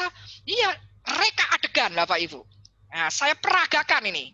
Siapa temanmu yang nggak senang sama kamu? Yang pertama siapa? Mesti ada satu yang pentolannya nih Bapak Ibu. Dan pentolan itu nggak salah Bapak Ibu. Yang dibully hanya anak saya. Maka yang salah pasti anak saya. Kecuali pembuli ini membuli semua, sak kelas. Berarti semua ini memang orang yang jahat gitu Bapak Ibu. Tetapi yang dibully cuma anak saya. Berarti saya harus introspeksi. Nggak perlu nelpon guru Bapak Ibu. Stay cool, reka adegan. Nah, ternyata anak saya itu senang banget sama si A ini. Kagum. Lah orang kalau kagum itu gimana sih Bapak Ibu? Nggak berdaya. Ya, kayak orang jatuh cinta. Itu sama perempuan anak kecil masih waktu itu. Dia memperagakan begini. Mamah jadi A, kamu jadi kamu. Kamu ngapain? Dia memperagakan berjalan dengan menunduk kepalanya Bapak Ibu. Terus dia ngomong, terus si A kakinya gini mah. Wah, lonjor gitu ya Bapak Ibu. Jadi anak saya lagi berjalan, nunduk dengan nggak pedenya, kesandung, jejer gitu, ketawain. Anak saya nangis, saya bilang, loh kok nangis? Sakit nggak? Enggak sih, tapi malunya itu. Gitu ya Bapak Ibu ya. Nah, saya ajarin begitu Bapak Ibu. Jadi, kalau kamu berjalan, tarik bahu ke belakang, jangan sombong, tidak sombong. Matamu itu menyapa temanmu, bukan mendelik menatap enggak. Disapa matanya. Kamu jangan nunduk, kamu nyapa. Kalau begitu lihat gerakan kakinya mulai selonjor gitu Bapak Ibu, mau nyandung, kamu bilang, mau ke kantin ya sama aku. Kamu mau tak beliin teh? Lihat Bapak Ibu. Berani nggak? Nggak berani mah. Ayo latihan Bapak Ibu. 3 hari itu Bapak Ibu, 3 hari 3 malam latihan. Ngomong mau tak beliin teh itu Bapak Ibu. Ya, ini diajarin. Nah, sepele ya Bapak Ibu menurut kita ya. Itu pelagakan, latihan semalam Bapak Ibu, berapa jam latihan dengan saya, tatap mata mamah, sapa matanya mamah, disapa, jangan nunduk, jangan nunduk. Karena pembuli itu akan lebih senang kalau kamu takut. Jadi disapa dengan ramah. Kamu mau ke kantin sama aku? Tak beliin teh mau? Begitu dia berhasil ngomong begitu, saya telepon guru wali kelasnya, saya bilang, Bu, Ibu cukup diem saja kalau pas jam istirahat. Tolong intip anak saya. Saya lagi membuat anak saya ini supaya dia berani ngomong, asertif. Ibu nggak usah ngapa-ngapain, saya minta ibu ngawasin aja. Nggak usah ngapa-ngapain, Bu. Ibu nggak keberatan, toh oke. Sehari gagal, 2 hari gagal, tapi hari ketiga mulai nampak. Ibu guru yang baik hati ini WA saya. Ternyata temennya sudah mau diajak minum teh. Wah, gurunya bilang, berarti Bu Christine tombok ya, besok uang sangunya nambahin lagi. Oh, nggak apa-apa. Cuma 1.000 ya teh ya di sekolahan gitu. Diajarin berulang-ulang sampai dia bisa menyapa mata teman-temannya. Kalau ada temannya yang nyebelin diajak minum teh. Misalnya begitu. Selesai Bapak Ibu. Ternyata mongonotok, hanya gitu aja. Jadi ketika anak ini memiliki kesulitan, jangan langsung hasil akhirnya gurunya ditelepon ini itu anak kita harus bikin. Enggak. Coba seperti apa sih kok sampai anak saya sering dihukum dan dibully? Reka adegan. Nanti kita akan ketemu Bapak Ibu. Oh lah ternyata begini. Kira-kira seperti itu ya Bapak Ibu. Jadi wong ki kudu solutif kok. Ya, gitu. Kira-kira seperti itu. Harus punya responsif ya. Ada solusi. Ya, kira-kira seperti itu. Wah, ini banyak sekali kata-katanya. Nanti kalau ada yang kelewat boleh DM saya Bapak Ibu ya. Anak saya 11 tahun termasuk anak yang takut dosa. Bagus. Mungkin selalu saya ajarkan untuk membalas kejahatan dengan tidak membalas kejahatan ya. Doa yang nakalin kamu tidak suka, oke, dibully. Tapi anak saya suka dibully. Nah ini loh Bapak Ibu. Dan langsung minta ampun sama Tuhan. Ya Bapak Ibu, saya belum baca semua tapi saya tahu paham Pak maksudnya. Jangan dogma, jangan dogma, jangan dogma. Saya setuju bahwa tidak ini tadi anak saya nggak balas loh. Kalau saya jahat membalas kejahatan, saya bilang kalau kamu sandung lagi kakinya. Kalau kamu disandung lagi kakinya, kamu lapor ke kepala sekolah. Saya nggak ngomong gitu loh Bapak Ibu. Saya berdayakan anak saya dengan menyapa dan mengajak minum teh. Karena saya tahu teh itu murah di sekolahan. Jadi nggak nawarin yang lain. Ya Bapak Ibu ya. Jadi saya bilang tawarkan aja minum teh. Ini loh lihat Bapak Ibu. Saya nggak ngajarin kejahatan dibalas dengan kejahatan, tapi kejahatan dibalas dengan asertif. Bapak Ibu jangan selalu menerima mentah-mentah. Boleh tanya ke pendeta. Maksudnya apa? Bahkan tampar pipi apa ya, Miss Naomi? Tampar pipi kanan dikasih pipi kiri atau kebaliknya? Ntar tak balik. Oh ya, tampar pipi kiri, berikan pipi kanan. Artinya apa Bapak Ibu? Bapak Ibu kalau yang nggak kidal, Bapak Ibu tidak kidal, tangannya pakai kanan berarti. Kalau nampar itu enak pipinya siapa Bapak Ibu? Pipinya orang itu kiri apa kanannya? Kiri. Ya Bapak Ibu? Bu Cing-Cing? Bu Lili Selvia, kita kan kanan nggak kidal. Kita kan nggak kidal nih, tangan kanan. Kalau kita nampar orang, pipinya yang sebelah mana yang paling enak ditampar? Kiri. Kiri dong. Kalau kita nampar pipi kanan orang, backhand itu kalau badminton. Angel gitu ya. Kiri. Nah itu ada artinya. Kita nampar pipi kiri, orang itu memberikan pipi kanan ke kita. Ada maknanya. Menampar pipi kanan itu angel loh Bapak Ibu. Menampar pipi kanan itu kalau badminton itu gitu angel loh Bapak Ibu. Itu ada artinya, ada konteksnya. Bahwa seseorang yang berani menampar pipi kanan, artinya dia bisa mendidik dan memberitahu benarnya. Jadi kalau ada orang yang jengkelin Bapak Ibu, kita kepingin menampar pipi kiri, dia ngomong, berikan dong, tampar juga pipi kanan. Artinya apa? Saya harus ngajarin dia yang benar seperti apa. Kalau saya nggak tahu bagaimana benarnya, jangan berani-berani nampar pipi kanan. Angel ini. Nah, jadi artinya setiap ayat Alkitab itu ada konteksnya. Saya setuju untuk tidak membalas kejahatan dengan kejahatan, tapi terus piye? Kalau aku dipukul, aku dibully temanku, aku harus bagaimana? Tetap harus berikan solusi. Jangan hanya sekedar dogma. Hati-hati Bapak Ibu. Begitu. Jadi harus berikan solusi. Seperti saya tadi kira-kira contohnya, karena waktunya mepet ya Bapak Ibu ya, kira-kira seperti itu. Jadi bukan membalas, tetapi kita asertif. Asertif itu apa sih Bapak Ibu? Lemah lembut. Di sisi kiri itu pasif, yang diem tok, hanya berdoa tok itu pasif. Yang di sisi sana agresif, membalas. Nah, lemah lembut itu di tengah, asertif namanya. Jadi dia memberitahu bahwa aku nggak mau dibeginikan, tetapi dengan sopan dan dengan baik. Nah, Bapak Ibu harus ngajari solusinya. Kok aku harus ngajarin? Lah, papa mamahnya ya harus ngajarin. Ngajarin dengan reka adegan supaya cocok solusinya. Ya, Bapak Ibu, begitu kira-kira. Ya. Ada lain Miss Naomi yang mungkin saya kelewat? Pipi Ya. kanan, pipi kiri, Bu Shirley, begitu Ada lagi yang kira-kira? mau bertanya, satu orang lagi. Kalau masih ada yang mau bertanya dari Bapak Ibu, karena ini Bu waktunya Veronica, sudah. ya. Saya kebut aja. Bu Veronica, ayah suka ngegame, anak juga ngegame ya. Itu memper atau Bapak Ibu, papahnya ngegame, anaknya ngegame kan ya sudah benar toh itu. Kecuali papahnya ngegame, anaknya nggak seneng belas, ya ini keajaiban gitu ya. Karena usia 12 ke bawah itu masih ngikutin, masih mengidolakan apa yang orang tuanya lakukan. Asal anak itu kualitas belajarnya, kualitas bertemannya masih baik, menurut saya ngegame nggak apa-apa Bapak Ibu, untuk hiburan ya. Dan kalau memang itu kebangetan sampai kecanduan, ya seisi rumah harus berubah, nggak cuma anak toh. Bagaimana memicu inisiatif anak supaya bisa kreatif dan inisiatif. Jangan sering dikritik Bapak Ibu.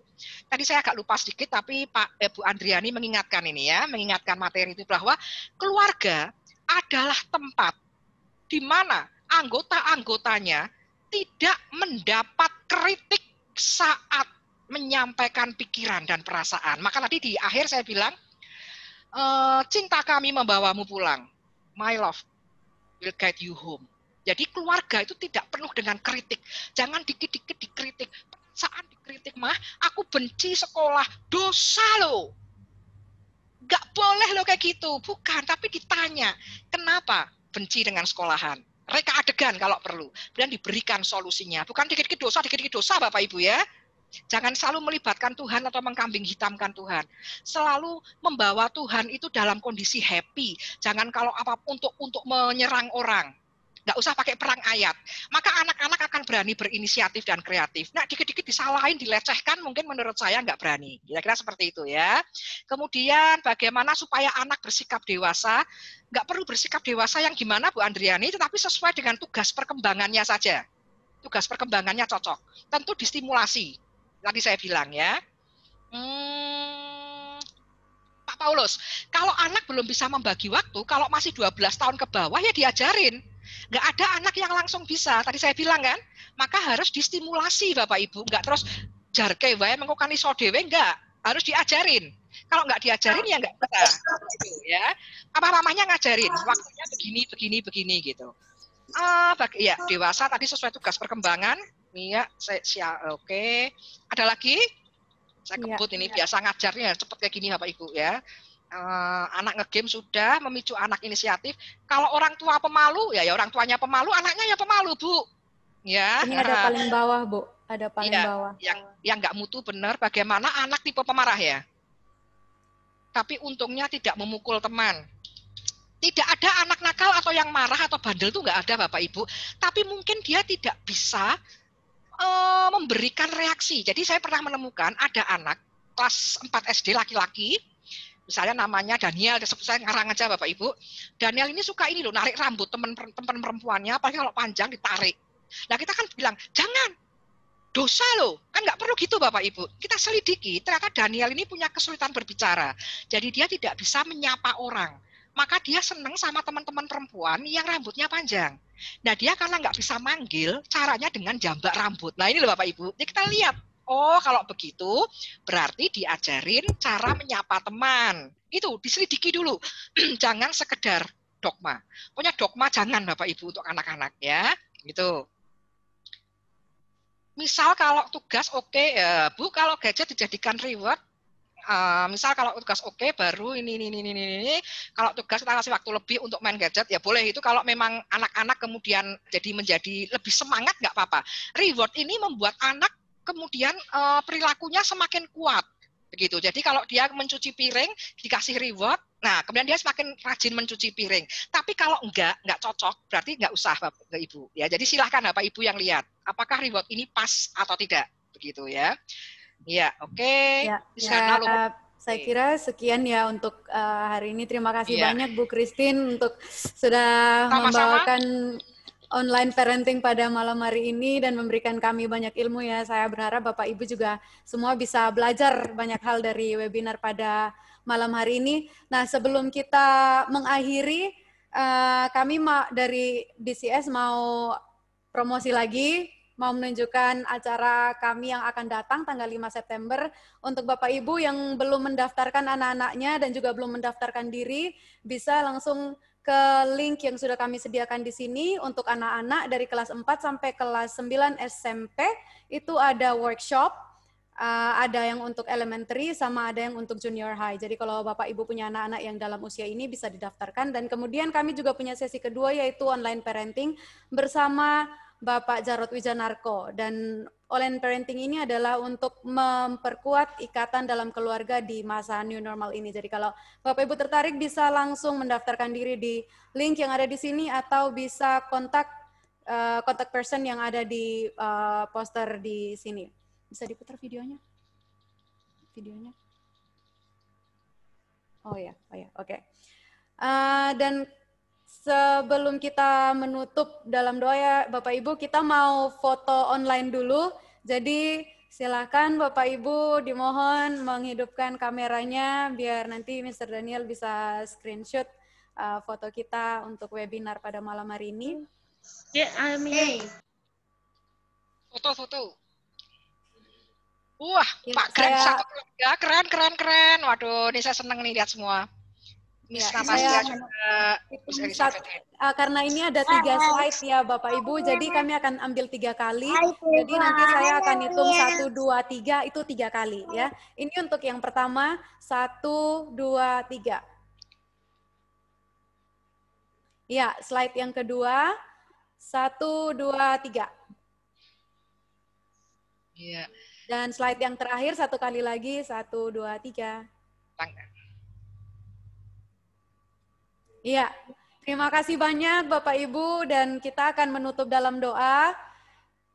Terima kasih Bapak Ibu, salam sukacita menjadi keluarga atau menjadi orang tua harus happy, santai saja dan terus semangat sukacita. Ya. Iya. Saya Thank you Bu minta Christine. dengan hormat pada Bu Cingcing untuk memimpin kita dalam doa penutup. Bu Cingcing.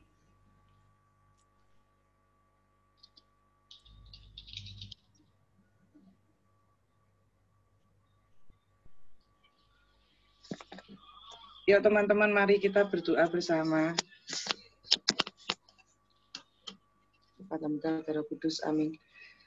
Tuhan Yesus, terima kasih atas berkat pada kami semua. Terima kasih untuk seminar pada hari ini yang Kau berikan untuk pada parents, terutama parents BCS. Tuhan, kiranya Kau sudi bimbing kami menjadi parents-parents yang menjadi teladan sendiri. Juga terima kasih atas bimbingan dari Bu Christine sehingga kami menjadi tahu dan menjadi berkat juga untuk kami dalam mendidik anak-anak kami.